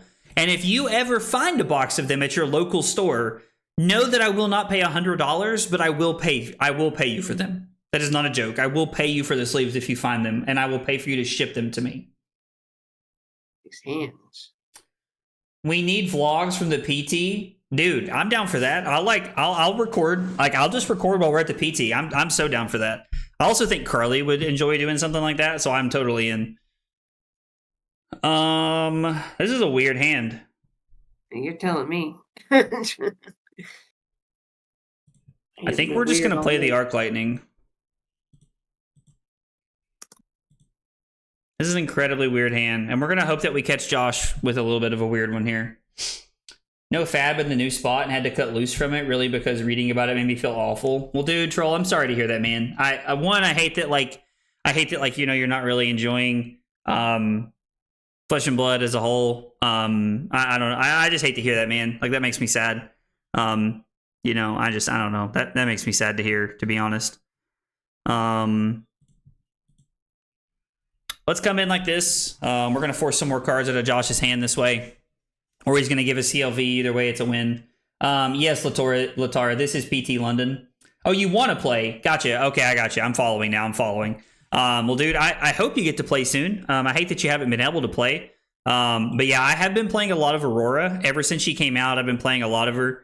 Trying to live up to the AgroBlaze 96 name, as Josh reminds me almost every stream. Yeah, no, I've been playing a lot of Aurora. I did win a ProQuest on Aurora, and then ironically, I turned around and won a ProQuest on Victor. But yeah, there's a Living Legend tournament this weekend, Troll, in Columbus, and I'm playing Aurora there because she's crazy powerful. I honestly, let's go get another card. Get another card. I want your cards, Josh. Yeah, that's not cool. Wouldn't swing weapon make embodiment of lightning be better? I wanted to take as many cards out of Josh's hand this turn as possible. So if Josh decides to not give me 3 cards out of his hand, I get to draw an arsenal something anyway. If Josh does give me 3 cards, he virtually has no turn on his next turn, which is exactly what I want from him. So either way, this is a win for me, in my opinion. Because I'm getting to keep the CLV around. I am missing out on a 5-card hand next turn, which means if we draw a brick, it feels really bad. But I think that this is okay. So we have a couple of options here. We can go Ball Lightning, Starfall. Like, yeah, we have a couple of plays here. We could lead on Gone in a Flash and use the Blink. I don't think that's correct. I think we want to use the Ball Lightning here. And we're just going to try and push as many breakpoints this turn as possible to get the on-hit effects here. Might meet you there then. Going to be in the calling. Oh, let's go, Latara. That's awesome. I'm glad you're going to get to be there. I'm actually very excited that I qualified for PT London as opposed to, like, you know, PT like anywhere in the US. Because I get to, there's a lot of people who like hang out in the chat that are like from London and Scotland and Germany, a lot of people, you know, from Europe that I don't get to like meet or interact with very often, because we live in just different parts of the world. So it's actually really cool to get to like, you know, travel over and meet everybody and, you know, and stuff like that. It's really exciting for me. Actually, is that wrong? Are we supposed to keep the channel around, or are we supposed to push damage here? Okay, so I can pitch Gone in a Flash to go Starfall, and then throw Flittering Charge, and then pitch this to activate Aurora and Arsenal this. I think that's a better play, because we're getting to pitch Gone in a Flash and Blink together, which means we're setting up second cycle power turns for what we're trying to accomplish here, and we've already gotten value off of our channel this turn. So setting up the embodiment and playing to next turn is good. We do miss out on some potential damage from the Ball Lightning this turn, but I think this is okay because it gives us the ability to keep the channel around for another turn and Arsenal a 0 for 4 with Go again. 0 for 4, but... Do that. Am I going to want to play this? Yo, Troll, thanks, man. I appreciate it. Brother. Troll, where did you move to, if you don't mind me asking? And if you don't want to share that, man, like, don't feel obligated at all. Like, I don't ever want people to feel like they have to give up personal information if they don't want to. But if you do want to share, like, I'm just curious to know where you move that they don't have Flesh and Blood, because you know I've seen a lot of smaller towns and cities that do have Flesh and Blood, so I'm really curious, you know, as far as that's concerned. Yeah, that wouldn't be the right play. So Josh decided not to play the Genesis there. We're gonna say no blocks. We're up 18 life. I think we're just gonna have to use that life lead to try and continue to push tempo here. Yeah, that's 100% fine with me. I bet it is. Let's see what I want to do. Throw a nice protection. Oh shit, that's reverse. That's the wrong one.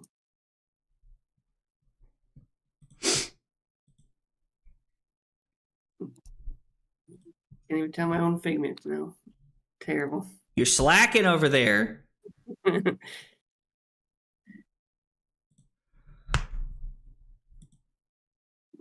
All right, so we fall into 34. It sounds like Josh is going to go get a Figment of Protection here.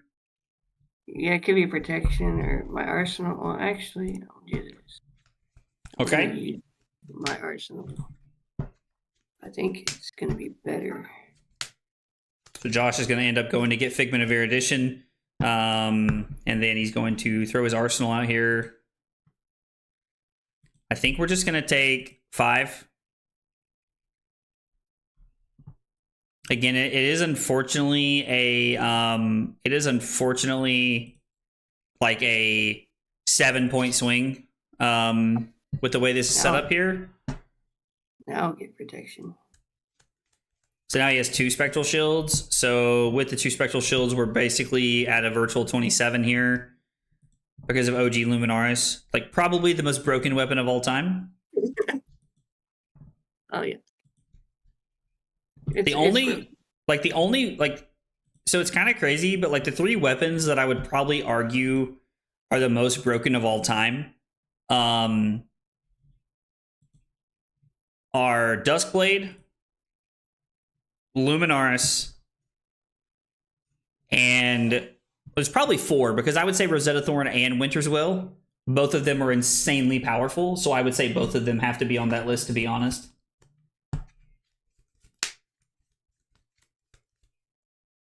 Now I get to protect. Interesting breakpoint if I want to do. Unfortunately, we do not have a snatch in this hand. Sag. I could. No, it's better to do it. Push damage ratio as much as I can. All right, so now Josh has 4 shields in play. So Josh has used this turn to really put a lot of life in play. So Josh is at 22, but he's basically at 30 right now, which is terrifying. And this is one of the things that makes the Prism matchup hard here. Yeah, Luminaris, Duskblade, or Thorn. Yeah, I agree with that. Kraken's Ether Vein is... Yeah, it's dummy stupid. I agree. Like, I don't think there's a way around that one. That one's dummy stupid as well. We're going to lead on Gone in a Flash here because we have the embodiment. If we manage to draw off CLV this turn, I'm probably going to go buy a lottery ticket.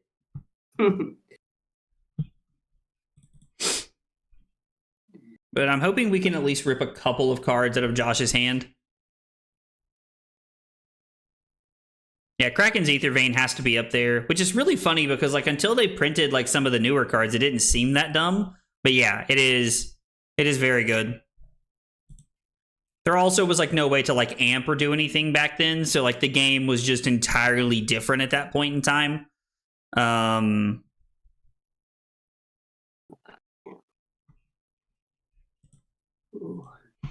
I think we're going to use Grasp over Aurora here because I like the idea of using this to clear one of the Spectral Shields here. It kind of helps us cover, like, go over the top of a breakpoint since we've already played a Lightning card, and virtually the rest of our hand has Go Again this turn, so we don't actively need Aurora to be able to set up a continuance of a turn here in the middle. It's possible that the one breakpoint that we got from Josh pitching a card here or giving up a Spectral Shield is probably just not worth it compared to the Embodiment of Lightning for next turn, but I don't know, it's hard to say.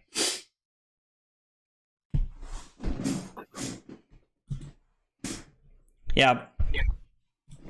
So Josh uses Footsteps. We end up getting one of the Spectral Shields here, not off the Arcane, but from the Footsteps, so it kind of works out here.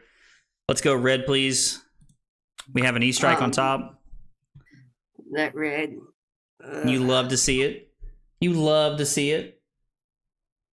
So it's kind of funny, Latara, because I'm going to be honest, if you play Duskblade in LL, it doesn't even seem that broken. Like, everything is just so absurd in Living Legend that, like, Duskblade doesn't seem that crazy. Now, if you play against, like, an Oldhim deck or something like that, and, like, you don't brick, and, like, they're not really, like, pressuring you insanely, you can actually get Duskblade out of hand. There's a video on my channel where I actually played... Yep, now you can draw a card. I actually played Duskblade. Man. Oh, there's a three though. Alright, so we got a yellow ball lightning on top. I actually played Duskblade against an Oldhim one time, and I got it up to like I think I got Duskblade up to like 9 counters or 11 counters or something crazy. We are gonna draw a card here. We know that there's a yellow ball lightning, and ball lightning is a good one for next turn. Plus, it helps us clear out damage against Spectral Shields and against the ward that that the new Prism possesses, to be able to, like, you know, kind of like put us in a binder with. So it's a good one to hear. Yeah, you can play Duskblade in LL. Yeah, game's don't go long enough for Duskblade to matter in LL. Yeah, that's true. It's a very fast format. You're gonna embrace me on this one. So I was smart on this one. All right, well, let's see it then. Get me with it. While you're doing this, I'm going to fill out my spreadsheet here really quick. I guess we're going to have... There's going to be new Prism and OG Prism, I guess, is the best way to put that on the spreadsheet. Oh, God, we're playing Living Legend. Yeah, fuck, I can't even do it. I was like, damn, I forget you. The one card I drew fucked me. Are you serious? Yes. Oh, that's unfortunate. It's fucking yeah, Voltaire is a very powerful weapon. I'm gonna be honest, I don't know if Voltaire is as powerful as Rosetta Thorn or Duskblade up there, but like I think that Voltaire is like definitely... So, I mean, I would say that the 5 most broken weapons of all time are probably, in no specific order, Luminaris, Thorn, Duskblade, Kraken's Aether Vein, and then probably Winter's Will after that. Maybe Voltaire slides in at 6th. Luminaris and Winter's Will are the 2 best weapons in the game, in my opinion. I mean, they are extremely powerful. Extremely powerful. I can't believe I got fucked by that one card I drew. So it's really weird because sometimes the card you draw off Halo will get you like that. Like sometimes that does happen. I have like seen that happen to people. Yo, did you draw a library? I did. Bro. Bro. That's what I said, it fucked me. Voltaire is Lexi's hero text. The good news is I can actually utilize library. Because now I have 2 yellow cards. Yeah, that's true. And you get to flip to protect yourself here. And a 5-card hand. I don't know how I feel about Voltaire as Lexi's hero text. But I think I get what you're saying. I don't know if I agree with that.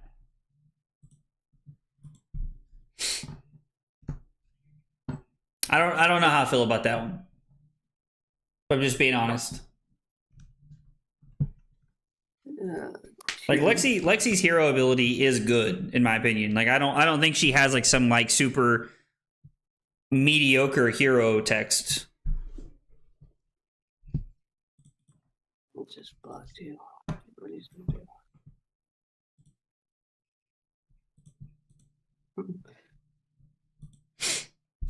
It's possible I'm supposed to start this turn with the Burn Up and Shock because it offers that early split damage. And technically, like, This has word 4, so like Josh has to like AB or he would lose that. Yo, what's up, Dylan? How are you, brother? Lexi's hero text is actually very powerful. Like, I really agree with Sam here. That like being able to flip a card and give something go again, like the thing that everyone forgets about, in my opinion, and I was actually talking to Zach about this the other day, and I'm not referring to myself in the third person. There's another guy on our team named Zach. And he was saying, like, you know, we were talking about how like broken lightning surge is in Lexi, and like it's like the forgotten tech in Lexi of like how broken lightning surge is, because it's like bang, arsenal that, flip it, give an arrow go again, so now you get to go +1 twice and throw a lightning surge, and that was like the sweet tech of the day. Just playing some games. How are the Aurora games been going? I mean, they're good. Like, we're testing, you know, we're like really trying to figure out like where I want to be for I guess not really where I want to be for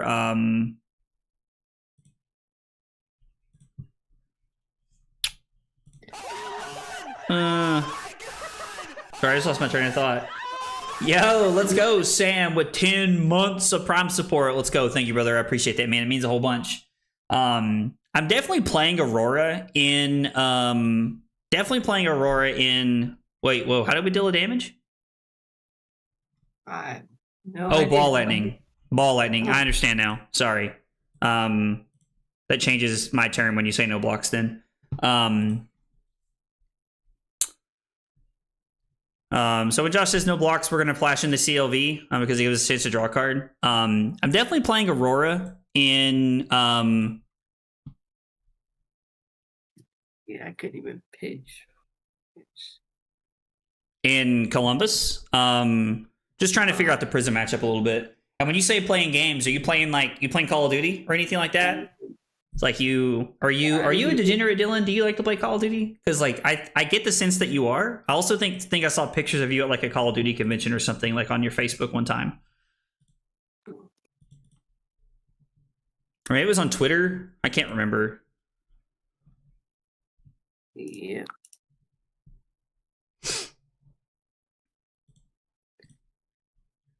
That's heartbreaking. We drew a popper in a game that was going to be very, very close. It was a very good time to...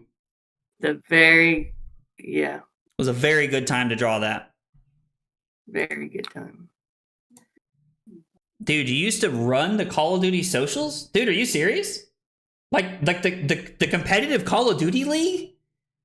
Yo, Dylan, are you shitting me right now, bro? Like, dude, that's crazy if you're being for real. That's actually really cool. I can start the game now. That's really cool. Also, I don't play Call of Duty League much anymore. I'm gonna be like, man, I'm 28, dude. Like, I can't keep up with these kids nowadays, man. Like, I really can't. It's just too much. It's just too much nowadays to like keep up with these kids, like the Omni movement and stuff, man. Like, it's tough to keep up with like a lot of the younger kids. But like, dude, it is. That's really cool though. I did not know that about you. I really did not know that about you. That's really cool. Been playing since Modern Warfare 2 and ran socials for like 3 years. Our agency got booted when Microsoft came in, but we ran it. Dude, that's so cool. That is like such a fun fact about you, dude. I did not know that. That's baller, dude. So I started playing in Call of Duty 4 back in the day. That was when I started playing Call of Duty, was Call of Duty 4. And I loved Call of Duty 4, but Modern Warfare 2 was when I like took a hard dive into Call of Duty, was playing Modern Warfare 2.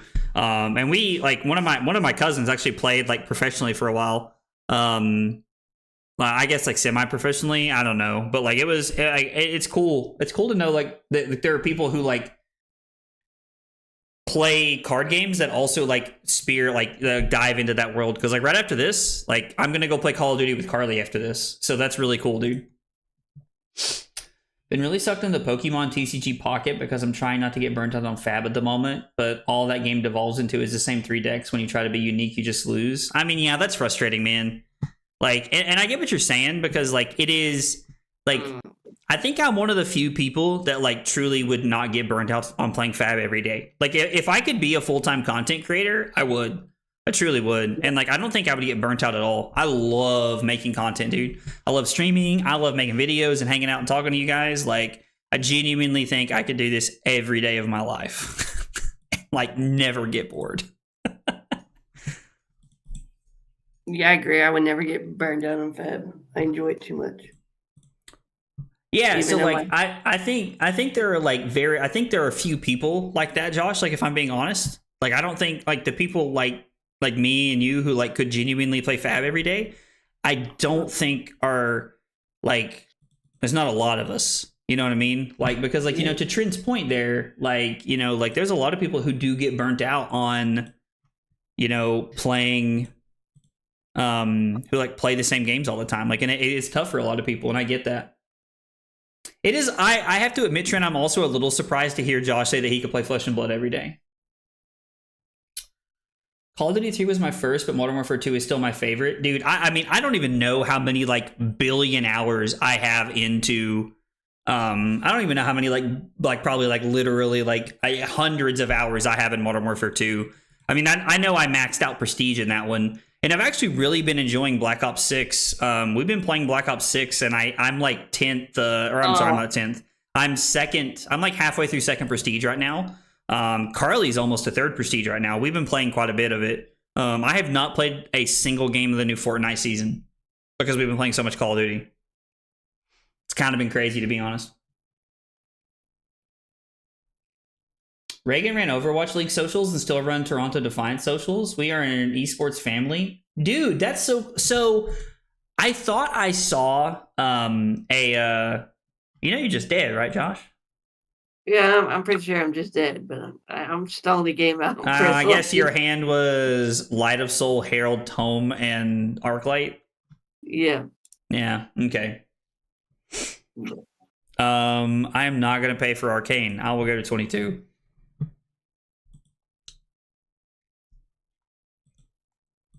Yeah, because Ball Lightning hits and he does that +1 then. I was like, yeah, Ball Lightning comes in for 4 here, so About 2. plus I've got the Lightning Press. Yeah. Never didn't have it. Oh man. Yeah. Yeah, so I really thought I remember seeing like her post something about her running an esports like socials or something like that one time. I thought I remember like seeing your wife talk about something like that one time, Dylan, but I couldn't remember. I don't know. Like I social media posts like always run together in my head, man. Like it always runs together in my head. Let's fill out our log here really quick. Let's see. We got to win. I mean, I really think that was a lot of heavy pressure early. Going second, let us pressure early and keep Josh on the back foot.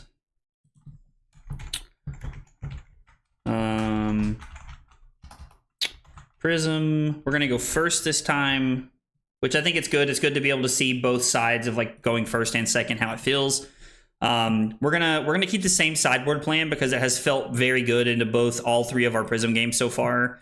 Of bringing in the 2 poppers and the sink below there. Do you ever want to play games? Reagan and I would love to play. We used to grind duo Fortnite as well, dude. Yeah, man. I'm sure, dude. We'd love to play games, man. Like Carly and I play games all the time. But yeah, dude. Like we play Call of Duty and Fortnite and stuff like that. Like for sure, man. I will if we're at like I don't know what we're doing tonight. After I stream. But when I get back, like from Columbus next weekend or something like that, man, for sure. Like we can definitely set something up. I think that'd be a blast, dude. I think it'd be a blast.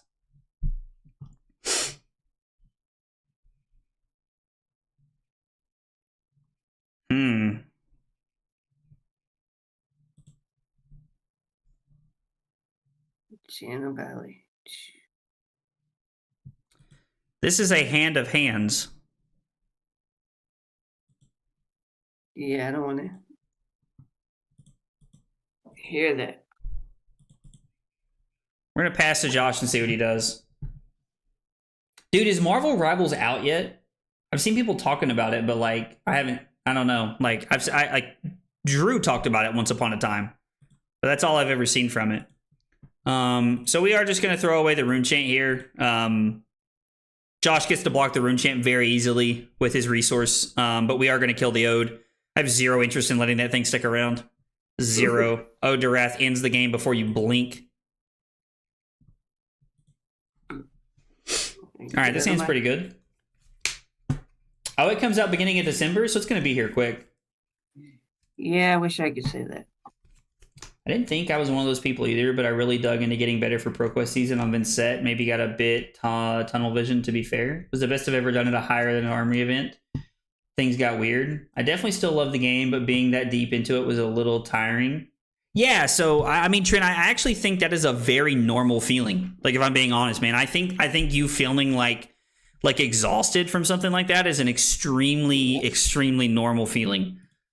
I know a lot of people who do get exhausted from ProQuest season. You know, most people only go to like 1 or 2 ProQuests, man. Like, there aren't many people in the world like me who are okay actually just grinding Flesh and Blood like every day to try and make themselves better, man. I'm a weirdo, dude. I'm a weirdo. I don't run from that. Double Herald of Protection. All right. So yeah, you want to block the first one. Let's see what you're going to do about the second one. yeah, we'll just let it come through, I think. I think we have to let this connect, to be honest.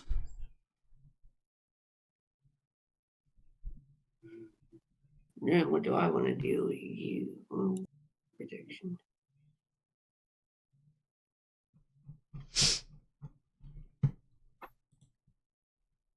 Push 2 extra points. Yep. So we end up falling down to 27 here. So Josh is really able to take a very early lead with what's going on here in the game. But we have a hand that is going to clap back hard. So yeah, I'm scared of that. we're gonna do our best to make this as powerful as possible here. Yeah, that card I drew was not impactful. All right, so we're going to play both sides of Burn Up and Shock. Again, kind of forcing Josh into an early decision here on how he's going to play this turn out. Also, Central Florida is kind of crazy, so I'm super proud of getting top 8 at the one of the 2 I went to. I mean, yeah, dude, absolutely. I completely agree with that. You should be, man. Like, getting top 8 at events like that is, like, it's cool. Oh, Josh hit a blue. Amazing. You love to see it. Come on. You let me down. I love to see that. But yeah, no, I mean, like, I get it, man. Like if you have a lot of good players and like you don't play like hyper competitively, when I say hyper competitively, I mean I'm talking like 80 to 100 games a week, which is like normally what my week looks like, to be honest. But like if that's like not what your week looks like, man, like top 8ing is good. And I'm gonna be honest, man, like every now and again I get so competitive and I'm so like hard on myself about trying to win something that every now and again I have to stop and be like, you know what? I top 8'd that event. Like, I'm okay with that. I'm happy with that. I'm happy with the way that lined up. I am okay with, top 8'ing something like that. Like something that I truly, really struggled with. And I'll share an actual, like, a real personal moment with you guys here. Something, yeah, I think this is better. Something that I really struggled with was coming in second at that ProQuest Plus in Atlanta. That was like one of the first times that I'd ever had like success on like a bigger stage like that. And coming in second to that ProQuest Plus was for like about a minute very, very exciting for me. Like, it was really cool. I really enjoyed it. It was very exciting to be up there. And then all of a sudden it like just hit me that like I should have won, and I was like, man, I was really down on myself. I was like, God, why did I not win that event? Like, it was like, you should have won that event. Like, and I just kept saying this to myself over and over again. And like, eventually I'd have like Cardley and some of my friends, be like, hey, like you made it, and like that's what matters. Like, it's like not everybody makes it to those kind of things. And it's like, yeah, makes a lot of sense. So I don't know, like, I get it. Harrison Buttlicker is on IR. What happened to Buttlicker? He's a kicker, for God's sakes. I think do it like that. I'm still looking for a deck I want to grind as much as I want to grind Icelander. And then my man said, pause. Also, getting to the final of the Blitz Talishar tourney was great for my confidence with the game. I mean, yeah, dude, and like it should have been, like wholeheartedly. Like, there's a lot of good people that play in those Talishar tournaments that I put together. Like, even if there's only like, you know, whether it's 10 people or whether it's 25 people, it doesn't matter. Like, there's a lot of really good players from around the world that play in this that I've seen do well at like higher tier 3 events, and like, like Drew winning the first one on Bolton, dude. Like I was really happy like about that, you know. Like I love seeing the homies do well, and like I mean that in all sincerity. All right, what did Josh get? Protection? No, he got rebirth. What are we putting on top of the deck?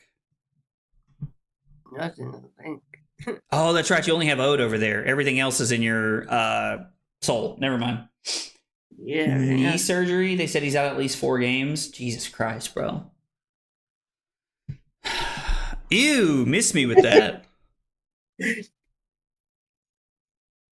is okay, right? Yeah, everything's an attack. This is fine. I thought this was bad for a minute, but I forgot. I forgot. I thought I had an arc lightning, but I don't. So we're good.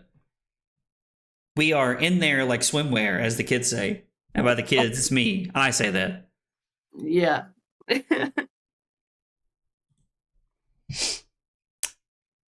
I mean, listen, losing to Taylor is not bad. Taylor's a good player, dude. Like, listen, I don't like to tell Taylor that because he's insufferable when he gets a big head. But, dude, like, Taylor's a dang good player, dude. Taylor is a dang good player. My whole existence for the Talishar tournament is just to beat Taylor. Just to beat Taylor? I mean, listen, I'm going to be honest, man. You could have worse goals in life. Although I have to say, Taylor played Dio in the Talishar tourney on Sunday, man. And, dude, like, that was not the field for Dio. Yeah, you're telling me.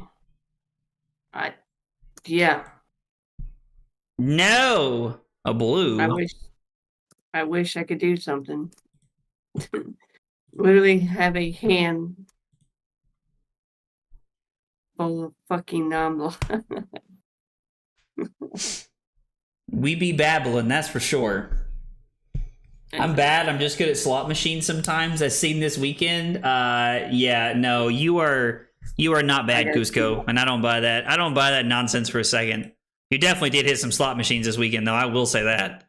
You did hit some slot machines this weekend, though. That was kind of nuts to see you, like, some of the high rolling you did, to be honest, bro. Was like a pitch to something. I mean, yeah. I was like, the arcane comes through. Yeah, like I said, I had no fucking blocks in my... I mean, dude, listen. Yeah, you had a Pierce Reality. That blocks. I had one block in the entire 4-card hand. It's like, what am I going to do? Like, I can't even use my... Well, I can't use my power. But then it's like... I can do this.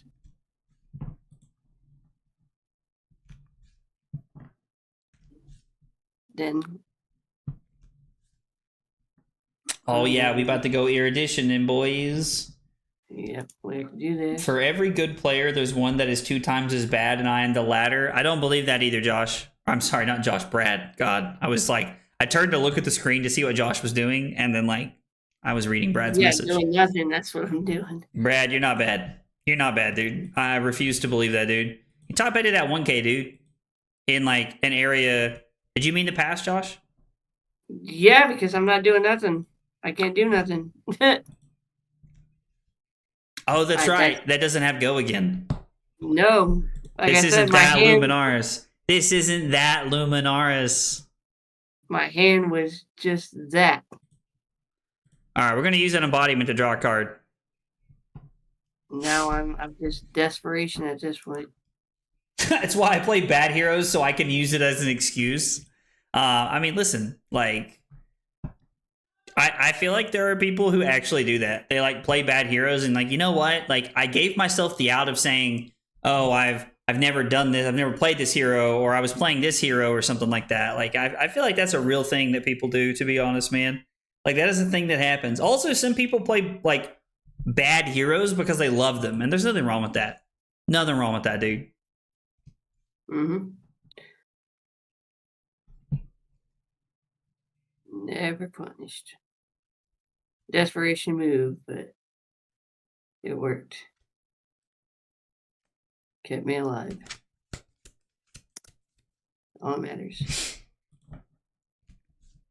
I mean, listen, if your hand was a bunch of no blocks and stuff that didn't do anything, then I'm going to be honest, man. I don't hate your play. Like playing Tome there, like using Halo to crack Tome to like get a hand that does something is a good play. Because flip that, and then it'll get eaten by both of them. You're just gonna snap. It has embodiment. I don't have to snap; it just has embodiment. Oh, yeah. So yeah, it don't matter. I'll wait. I mean, you're a pretty good Reinhardt player, Trin. I don't know, man. Like, you're a pretty good Reinhardt player, dude. I wouldn't, like, wouldn't count yourself out just yet there, brother. Yes, All right, so Victory of Triumph is getting a lot of value here. I self-deprecate to make things seem less serious. I've been there. I'm going to O3 drop this Battle Hardened so bad. The O3 drop cast is going to have me on as a special guest. Oh, Brad, you cracked me up, dude. That's hilarious. Oh, that's hilarious, dude. All right, what are we doing that doesn't suck? Yeah. Starfall still comes in for 2 because Triumph is attack actions, thankfully, so... Ira has changed it, though. I'm excited for the first big event with her. I mean, dude, Ira's actually really good. I think Ira is really good and has, like, a lot of very solid counterplay, to be honest. To, like, things that a lot of the decks in CC are doing right now.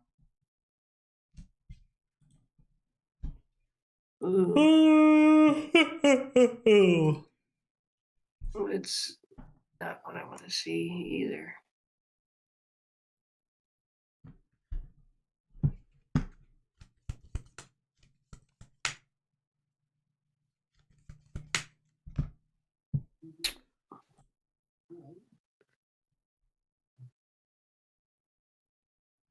Okay. So Josh is going to pitch a card to flip here. Leave one floating. And he flips the Rebirth. I will press this. Comes over the top here. Does something for us. So this hits. And then we get to deal arcane damage here. Unfortunately, Ball Lightning is not coded correctly, so we don't actually deal any damage to Josh here. But we get to Arsenal and set up for a powerful turn next turn, trying to make something good happen here. Unless you pair into me, and then it'll be 1/3 drop, dude. That's freaking savage, bro. It's freaking savage. Traverse? Bro, you talking about Traverse the Universe? Like the headpiece? Is that what we're talking about? Because that card's insane.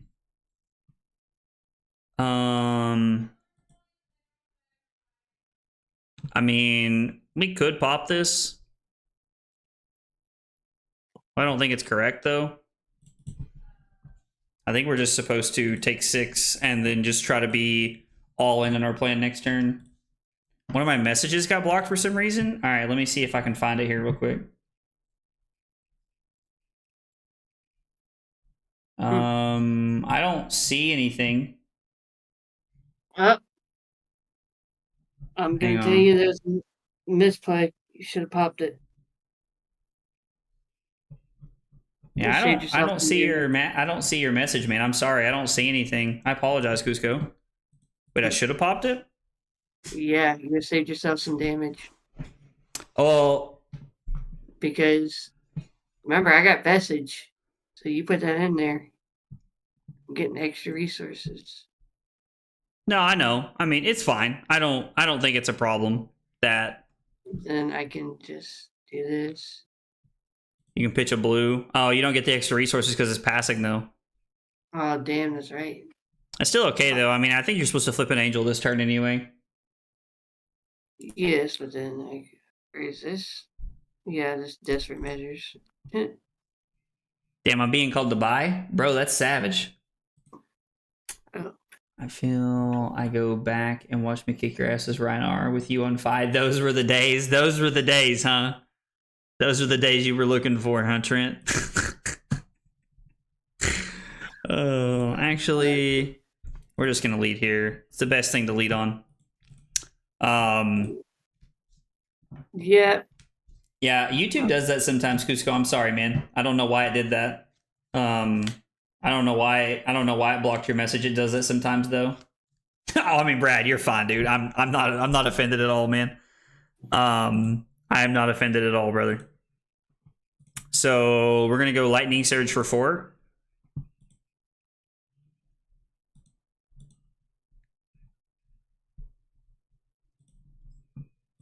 It's going to be Entwine Lightning fused with Gone in a Flash for 4. Go again. On hit, deal an extra damage because of the ball lightning.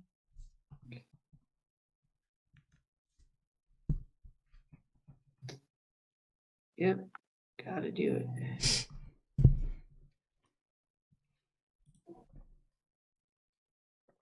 Love to see these no blocks. So it got me every single time. We're going to try and push over the top here. Yeah, I'm dead. All right, we were able to close that one out. 5 turns, 15.5. 2 no blocks. Yeah, dude. I mean, it's one of the downfalls of playing Prism is like that's like what gives Runeblade such a like decent matchup into you is that like if you just draw those no blocks like that, like it just kind of gives me like free reign to to do what we want there. Let's see. Yeah, get tempo, like you said. Like, you see what I mean about the difference between the prisms? Like, I feel like the second one has newer prism's got a better chance because she can. I definitely agree she's got a better chance. I just think people are going to play OG Prism because this is the only format you can play OG Prism in. Yeah, but see, that's what I keep second guessing myself because new Prism and the old Prism, new Prism can absolutely destroy old Prism. Oh, really? Yeah, because you can't pop. Illusion stacks don't pop each other. So yeah, because you got to play cards like Command and Conquer and Celestial Cataclysm and stuff like that. Right. So that's why I was thinking, you're going to see new Prism. Old Prism probably going to be the most represented, but I think in the top 8 or anything like that, new Prism's going to be there more than old Prism will be. No, that makes sense. That makes sense. All right. Well, Josh, thanks for the games, man. I'm going to grab one more game here against somebody else. But thanks for the games, man. I appreciate you jumping on and helping me getting the reps in, man. Yeah, no problem. I hope I helped. Yeah, no, for sure, dude. For sure. I definitely have a better understanding of like what I'm trying to do in this matchup, and that's what I wanted tonight for. So I really appreciate it, brother. Yep, no problem. All right, see you, Josh. See ya. I'll be on stream. All right, so we got Josh to help us out with Prism, and I'm gonna be honest, like I wasn't, like I don't know if it's like super favorite or anything, but we definitely got a better idea of like what we're doing in the matchup, and that's what matters. I missed some messages. Sorry, guys. Sorry, I missed some messages. Hopefully, don't see each other until the finals, though. LOL. Let's go, Purple Abby, dude. Please come say hi to me. I have no idea what you look like, so I apologize, but please come say hi to me. I'd love to meet you. And yeah, if we do play, hopefully it's like in the top 8 or in the finals or something like that. Playing in the top 8 always feels less bad because, like at that point you've made the cut, right? And making the cut at a Battle Hardened feels a lot better than not, so I get that. I could use a Starvo game. Yeah, if you want to play one, Cusco, I could definitely use a Starvo game. If you're cool with running one into me, man, I could definitely use one, brother. I've played against a few Starvos, and like, don't get me wrong, like I'm about 50-50 right now has been my win rate so far. I don't know. It's interesting to see though. Yeah, if you want to play one, dude, I would love a game of Starvo practice, and then we'll probably wrap up the stream because it's about 9:45, and I want to hang out with Carly before I leave tomorrow. Because I got to get on the road pretty early if I'm going to make it to the Super Army tomorrow. I got to leave like 9:00ish in the morning, so I'm on a very different build to yours. I'm going to spend most of the weekend maxing my credit card. Well, my advice to you would be to be careful with maxing your credit card. As somebody who made a lot of very stupid decisions with credit cards in college, I would tell you to be careful. But I'm excited to see what kind of build you're working with. Let's see. Cusco. I don't remember when the last time I actually messaged you individually. There we go. Was in August, apparently. I just sent you the game link, so you'll have the link that I sent you, and we can run one, brother, and we can play a game. Aurora doesn't have... Yeah, Aurora doesn't have as much mixed damage as Viscerai, but there's still quite a bit with Arc Lightning and stuff like that. Cusco, best of luck to you, brother. Best of luck to you. All right, so against Starvo, our plan is to run Face Purgatory just in case we get the chance to use it. We want Carapace, we want Grasp, we want Snaps. I am running the combo into the Starvo deck, except I'm playing Sync Belows as well. I cut the Electrostatic Discharges to be able to use Sync Belows effectively. It can help us cover up a Hammer on a relevant turn, or it can help us cover up like a Starvoed card that matters a lot to us. So, and we're going to look to... Oh, God, excuse me. I didn't sleep a lot last night. We're going to really look to utilize the Arc Lightning and the Flicker Wisp here to get a lot of value. So we're going to try and combo him out here. I have to hard disagree with Josh. If I know the most Columbus locals the way I do, OG Prism will be the most represented version of Prism. Yeah, so I mean, I think that OG Prism is going to be the most represented for sure. Just because people can only play it in LL and people want to play it. Like, you know, so I agree with that entirely, to be honest. That people are going to be playing that. I am going to go in and change my matchup preference for the Prism matchup, and we are going to go second. Was that Winter's Biting himself? Prism is going to be... We're going to change this to going second because I think this is correct against Prism. I think we want to go second. I had originally put first just to deny them some potential value, but I think after thinking about it, this is better. Okay, so it's going to be Ball Lightning for one go again. Hey, OG Prism Simps are a real thing, man. Let's see. Mostly just do not think the instants or D-Reacts are worth it in the blazing speed of LL, but I also haven't had nearly as much time to prep, so it could be super wrong. Format is swingy. I do agree that the format is extremely swingy. I do 100% agree with you there. The format is like crazy swingy, and I am I'm a big believer in the Sync Belows for this matchup specifically. I don't really run them into any other matchups except for Viscerai. I like to run them in Viscerai, although I'm debating if I should just be running hard combo against Viscerai, to be honest. We're going to run out the Red Ball Lightning here as well. Red Ball Lightning. And local, we will have a bunch of Oldham and Prism. I mean, those are decks I've been prepping for and being prepared to play against, so those are matchups I'm ready for. And if Cusco just gives me the Starfall here, then, or I'm sorry, gives me the Stalagmite here, then he gives me the Stalagmite. But I am going to throw the Snatch at him and try to prompt a couple of cards here. I should have joined the Discard call when I could have. Dude, you should have, man. You should have. It'd have been nice to hang out and talk to you, man. I haven't talked to you in forever, Drew. Was hoping to catch you at the Talishar tourney. Was hoping. Yeah, we taken 4. We taken 4. So we're gonna lead on Ravenous Rabble. Hopefully we hit a red. The amount of times I have hit a blue playing this deck recently has been extremely depressing, to be honest. Like, there's 9 blues in the deck, and I'm hitting blues more than I was when I was playing Fi. I am going to flash in Channel Lightning Valley. Sync Below just gets us here. Sag.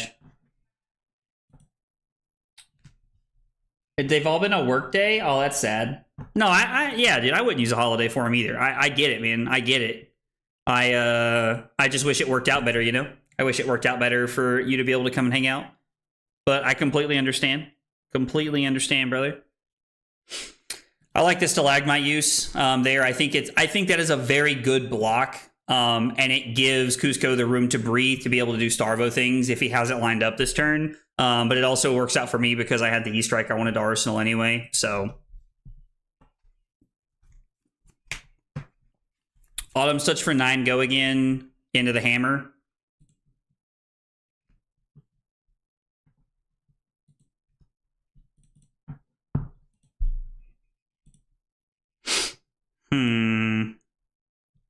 We already have a relevant on-hit effect, so I don't think we really need to push an on-hit effect here. Now, the question is, do I want to give up equipment? What does giving up equipment look like this turn? So I go E-Strike, putting the Shockwave on the bottom, and I'm naming Go again.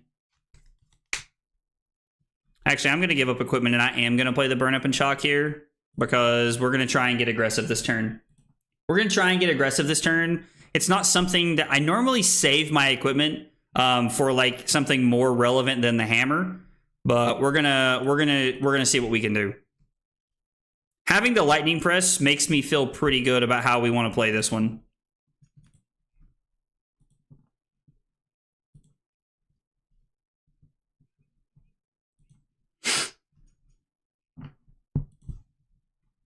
All right, so Crown soaks that. I could lead on the Entwine Lightning here, just because it does have Go again. But I think I'm better off. Do I want to go draw a card for snaps?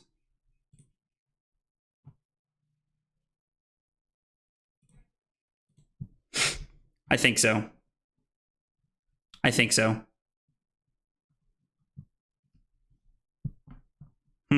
That feels bad. I mean, we picked draw a card, so I don't really... We're still going to get the effect here, and hopefully... Is he just going to let this connect? Interesting. Did not see him letting that connect there, if I'm being honest. Did not think that was going to be the play. We're going to pitch like this to activate. I'm going to Arsenal the Entwine Lightning here. We're going to keep the CLV around for another turn. So this is just Spinal Crush.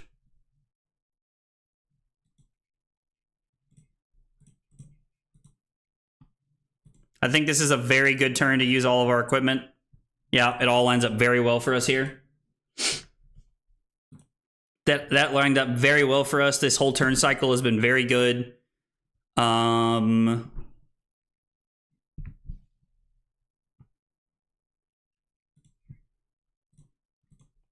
going to be 1 Arcane and 4 Go again here to really try and get the value. I could have shown him the red ball lightning here, but I think showing him the blue is actually better, because showing him the blue... I mean... Yeah, I'm just going to pay for this. Man, all 3 of them. All 3 of them. Ooh, I don't think Drew's going to Columbus, but God, I really hope he says yes to your question, Brad. I would love to hang out with Drew in Columbus, man. I haven't seen Drew since ProQuest season, dude. Last time I saw Drew, we played in top 8 of a ProQuest. And he had a rough draw. Can say that pretty confidently.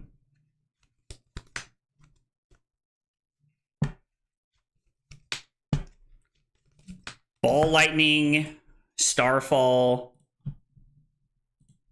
Okay, Cusco is already taking a lot of damage this turn, which I'm going to be honest, really scares me. Kind of makes me want to dive in on the Burn Up and Shock here.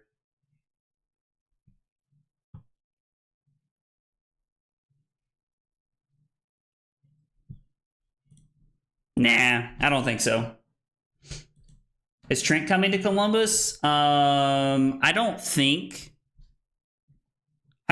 Trent's coming to Columbus. I think it's a little bit too far for him. He'd have to like fly to Columbus if I am remembering correctly, which I don't think is really viable at this point.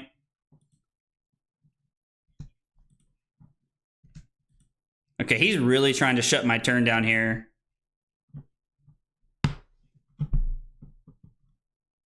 What is in his hand? I think we're just going to keep this and pass. Our hand's very good.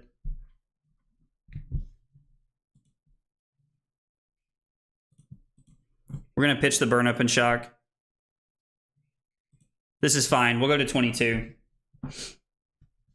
I'm planning on going to Atlanta in January, though. Yo, let's go. That means Atlanta's definitely going to be on the map for me.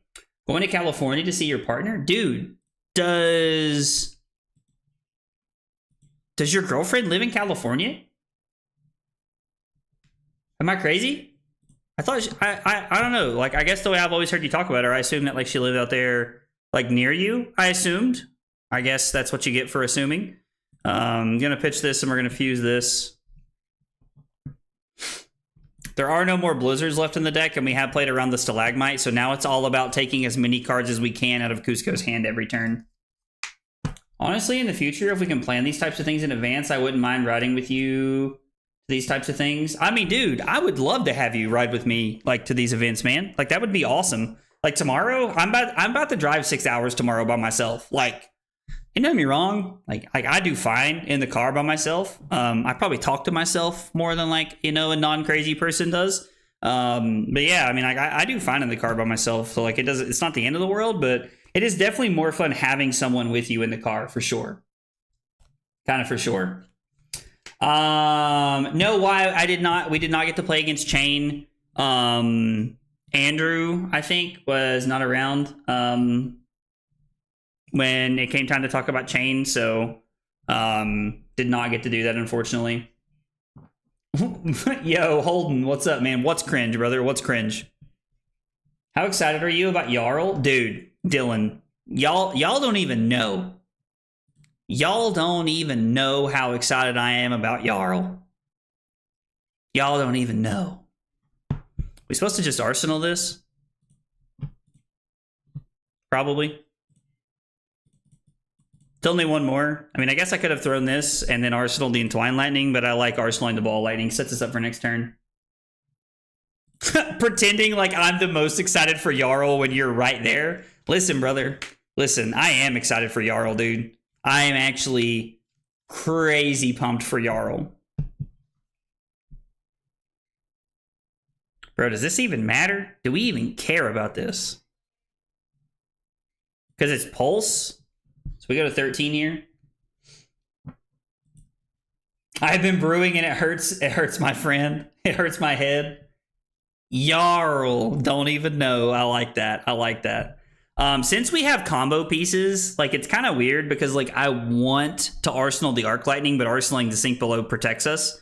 So I think we're supposed to go this route and just play the Arc Lightning here. It is also kind of disappointing because unfortunately this is not coded correctly, which means that the Ball Lightning will not enable us to hit off of the Arcane barrier. I could not wait to be able to like do that this weekend in person when I can actually get a judge and they can explain how this happens because Talishar has it coded incorrectly. Tomorrow I get off at 5 a.m. and I'm going to be in Columbus shortly after 11. Bro, what? You get off at 5 a.m.? What do you do for work? What do you do for work, Brad? That is crazy.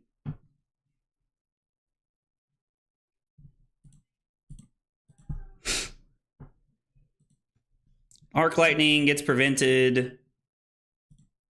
Ball Lightning, the Rune Chant gets prevented by the Blink resource. You wake up at 4 a.m.? Dude, if I could not wake up at 4 a.m. There's no shot, dude. There's no shot. Like, nah. No way. I mean, don't get me wrong. Like, if I had to wake up at like a time like that, like literally because like my life depended upon it or something like that, like if I had to for my job to like take care of Carly, I would. But like, dude. So like right there, that he should have nothing floating. Which means this one should deal a damage and it's just not going to. And dude, it stings so bad. It's such a big sag that we're not going to be able to do the thing this turn. But we are going to get to set up the Sink Below in Arsenal and go to next turn. God, and we drew the Flicker Wisp. God, that feels so bad. Oh man, are we supposed to just put the Flicker Wisp on the bottom? Or are we supposed to Arsenal it and wait for the next Arc Lightning? I mean, it's turn 7, right? Like, so what does our turn look like if we keep this? It's just terrible, right? Like, our hand sucks if we keep this, so we're just supposed to sink this to the bottom.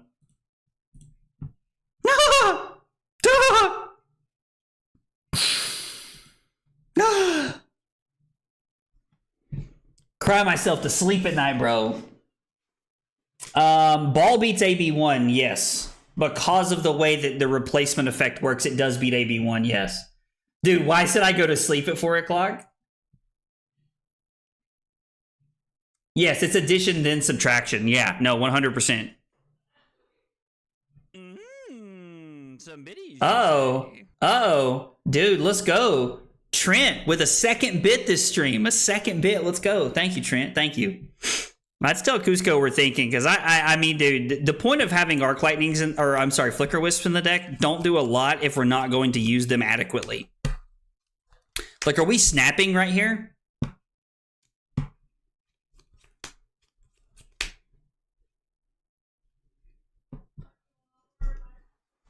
Like, is there any world we're going to try and Arsenal the Arc Lightning here? It's not that you get to choose how the replacement effects take priority, it's how they resolve. So, replacement, like, our Ball Lightning is a replacement effect, and so is Arcane Barrier, and you do priority player first, is my understanding of how this all works. God, playing the Arc Lightning makes our hand so much better. We're about to snap and Arsenal this, aren't we?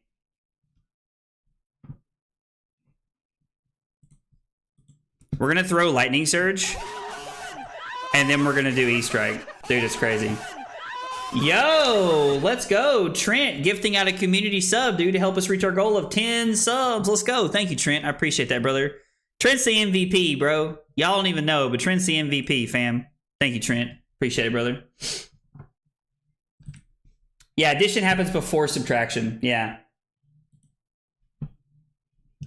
The problem with pitching the Arc Lightning here is that I don't know if we're going to make it to another hand. I mean, I'm probably just supposed to use it for the value of...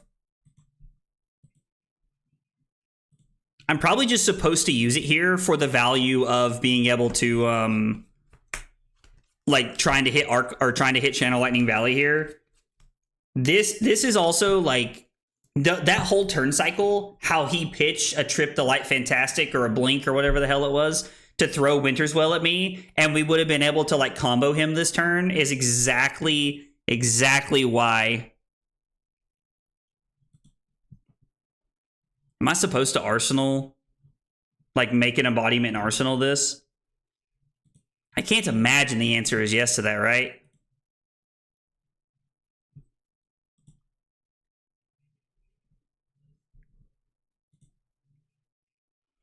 We're gonna put the... We're gonna put one of the... We're gonna put the Flittering Charge on the bottom. Okay. Now we're gonna play it out. Our hand's too good to, like... I think we have enough tempo value here to be able to take most of Cusco's hand. We are leaving ourselves out to where there's only one Arc Lightning left in the deck, but I think we are pushing so much tempo this turn, knowing that there are 0 Blizzards left in the game, in his deck, that I think we're just getting too much value to not take this turn the way we want to here.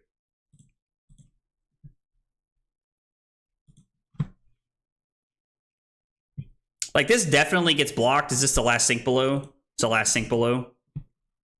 From Arsenal too. That feels bad. Okay, so... that getting blocked with not equipment feels really bad for us. If this is a blue, we're going to cry.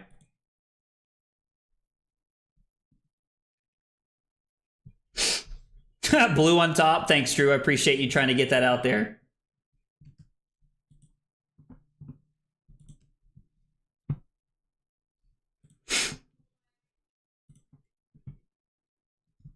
And then we're just going to get value out of this. We know there's a Snatch on top of the deck. Now, unfortunately, we do not have Go Again generated for next turn, and if we draw an awkward hand with the Flicker Wisp, we could be in a really, really bad spot. Wow, Cusco down to 3 here. You going to 2? Wow.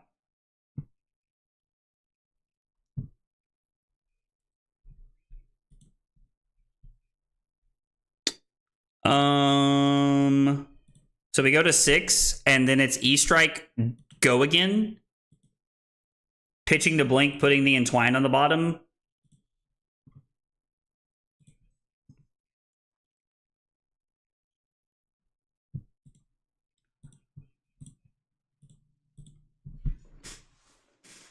Oh boy, this has been quite a game, huh? This has been quite a game so far. I'll honestly be looking for a new job zone. I'm sick of it here. Oh, I mean, yeah, if you're getting off at 5 a.m., I can't blame you. I'd be sick of that too. It's crazy, fam. It's crazy. If you had a ball lightning effect on defense, AB would completely block the damage. Okay, so Valk, here's how this works, right? So Arc Lightning deals 1 arcane damage. Ball Lightning, I'm going to pull this up and specifically read it. Whenever a lightning or elemental action card would deal damage this combat chain, instead it deals that much damage +1. So the way this happens is that the Arc Lightning damage happens. Arcane Barrier is a replacement effect. So Ball Lightning technically sees the Arc Lightning as doing the damage, but then it is prevented by Arcane Barrier. So in order to prevent all of the Arcane from an Arc Lightning with a Ball Lightning on the stack, with a Ball Lightning effect in play, you would have to have AB2. Talishar does not read that correctly, therefore... Oh, they go to 1? Talishar does not read that correctly, therefore, it actually... because it does not read it correctly, they can prevent the 1 and Ball Lightning doesn't come over the top. It's actually a little disappointing. Started working here on day shift, but because of their crappy policies, management booted me off and onto nights. Oh, dude, Brad, I'm sorry, man. I'm really sorry, brother. I actually hate to hear that, dude. That's very frustrating. Okay, so the blink gets pitched. This has been a great game either way. Now, like, honestly, like, Cusco's not really like starvoed me or done anything crazy here, but like this has been a good game.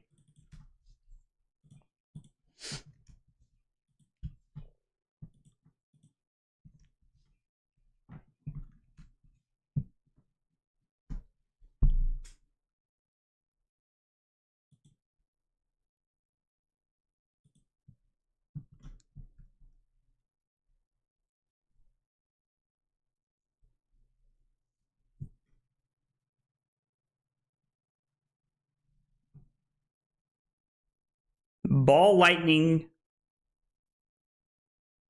Pitch Flicker Wisp to activate Aurora, Lightning Surge for 4, Somersault Lightning Surge for 4, and I go to 2. I can also go to 2, throw Ball Lightning, pitch the Somersault, and then throw the Lightning Surge, Arsenal the Flicker Wisp. I think that's the play we're going to make.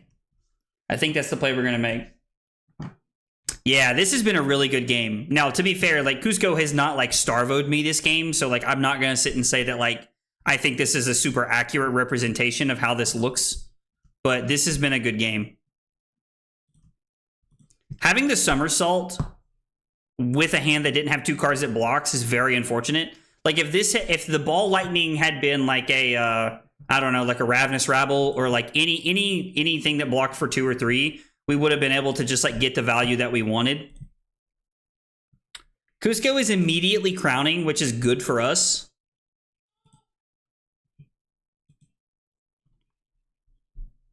He's going to give me a card. He has to give me 1 card here, minimum. He can give me one of his weird 2 blocks from like one of his Earth 2 blocks here if he wants to like keep it there. Yeah, giving me the Earth form. Because Cusco has to be aware at this point that there's no shot he's going to be able to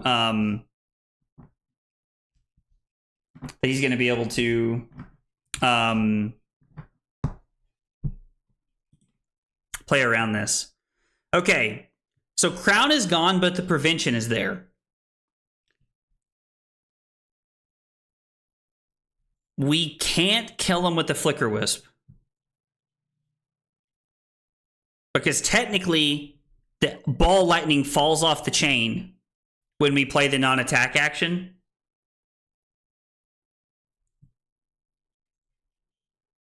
And then he has the 1 floating. So we're going to have to throw this at him. And then we're going to have to Arsenal it. Man, that sucks. There was like actually like I was kind of hoping that like because if Cusco gets greedy with the prevention damage, we can just get him. Now the interesting part is that Cusco has to block 4 here. This does not save him because of the ball lightning.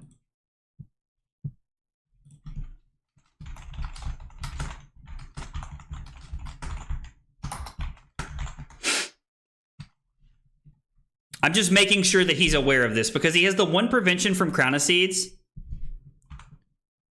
And I wanted to make sure that he was aware of that. Yeah, he said, yeah, LOL, my B. Like, so I wanted to make sure that Cusco's on the same page with me because it is one of those things that comes up. Okay, now we're going to Arsenal the Flicker Wisp. Okay, we got to live. And we win.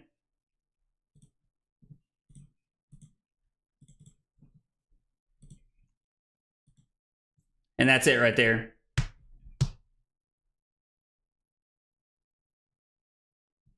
Reported on the 8th, Arc Lightning, Ball Lightning, and AB are not interacting together properly. The Ball Lightning should go before prevention. Oh, okay, so they're aware that it doesn't work correctly. That's good, at least.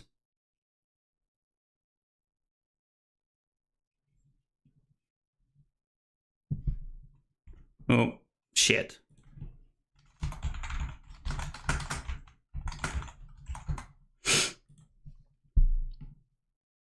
I think I want to do this the other way.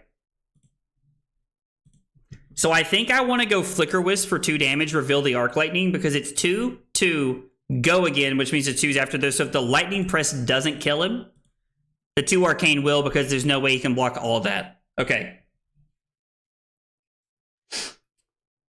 It's going to feel so bad, but one of the better parts of playing Aurora in LL is that this weekend so many games are going to be won from people not... Yeah, no, it is a feels bad 100%. I agree with you. But I mean, like, it's a comp event, and we play a game in a world where, like, you and your opponent are responsible for understanding how the rules interactions work. And, like, I don't mean to be that guy, but, like, it's not my fault if people don't understand the rules interactions. Am I happy to explain the rules interactions to people if they ask me? 110% of the time. I would never angle shoot somebody or, you know, try to like win an event by like quote unquote getting someone. Let's fill out our sheet here while I'm hanging out. But at the same time, like, I'm not going to tell you how it works if you make a bad block. It's a competitive level event. You should block correctly. So I think I went second that game, if I remember. Yeah, I went second. We got the win. Longer game, no real Starvo nonsense combo, finished it off. I mean, I'm gonna mark down that like there was no combo nonsense because I feel like that's like what happened. I only played 13 games today. I feel like it's kind of a slow Wednesday or a slow Thursday. Guys, thanks so much for hanging out with me. I appreciate it. I had a lot of fun tonight. Cusco, I appreciate the game, brother. I appreciate the I appreciate the game, man. That's good Starvo practice. Your hand seemed really awkward in the beginning. All 3 blizzards in the first like 4 turns when I had blues, like really just, I don't know, didn't get you a lot of value, and like you never really like were like, hey, Starvo Spinal Crush or anything crazy like that. So yeah, it was just one of those things. If there was an evil Zach, instead of asking about favorite hot dog toppings, what would he ask? Yo, what would I ask if I was evil? What would I ask if I was evil? If I was evil, I would ask, what embarrassing memory do you think about at night when you're laying in bed? Like, because those are some real things right there. Like, I still cringe thinking about some embarrassing moments from my childhood, man. You will get someone in earlier rounds, but the later rounds in the higher tables, you won't get the freebie. No, I completely agree, Josh. I completely agree. And the truth is, I don't want that. I don't want to get free wins. Like, I don't want free wins. I want to play good games, and I want to win because I'm a good player. But if people block poorly, I'm not going to let them take it back. You know what I mean? Freaky Zach be like, you're my favorite hot dog topping. Hey, new to Fab, what is the max size my main deck can be? So, like, you have to play a minimum of 60 cards, but your like main deck plus your sideboard and equipment can be no more than 80 cards. 80 cards is the max, Zan. Good question. Got to head off. It's cool to get to pop in. Excited to hang this weekend. Yeah, absolutely. I'm looking forward to it, Abby. I appreciate you hanging out tonight. Guys, thanks to everybody to hanging out tonight. Appreciate it. Had a good time. If you're new to the channel, make sure you hit that follow button, subscribe, like, whatever's in front of you. It means a lot. I'd appreciate it. There won't be any streams this weekend as I will be in Columbus. But when I come back on Monday, we're going to be hitting the ground hard and fast playing Jarl. I'm so excited. We're done with our practice after this. We're going to be playing Jarl. We're going to be brewing and doing whatever we can. So I'm really excited. It's going to be a fun stream. If you're hanging out in Columbus this weekend, make sure you come say hi. We'd love to meet you. We'd love to see you guys. It's always like, it's my favorite part of the game is the interaction with people that play the game. So make sure you come say hi. I will be at the Armory, the Super Armory tomorrow night. So I'll be there hanging out. I'm going to leave pretty early in the morning. But anyway, thanks for hanging out. Have a good night. I'll see you guys on Monday. Take it easy, guys.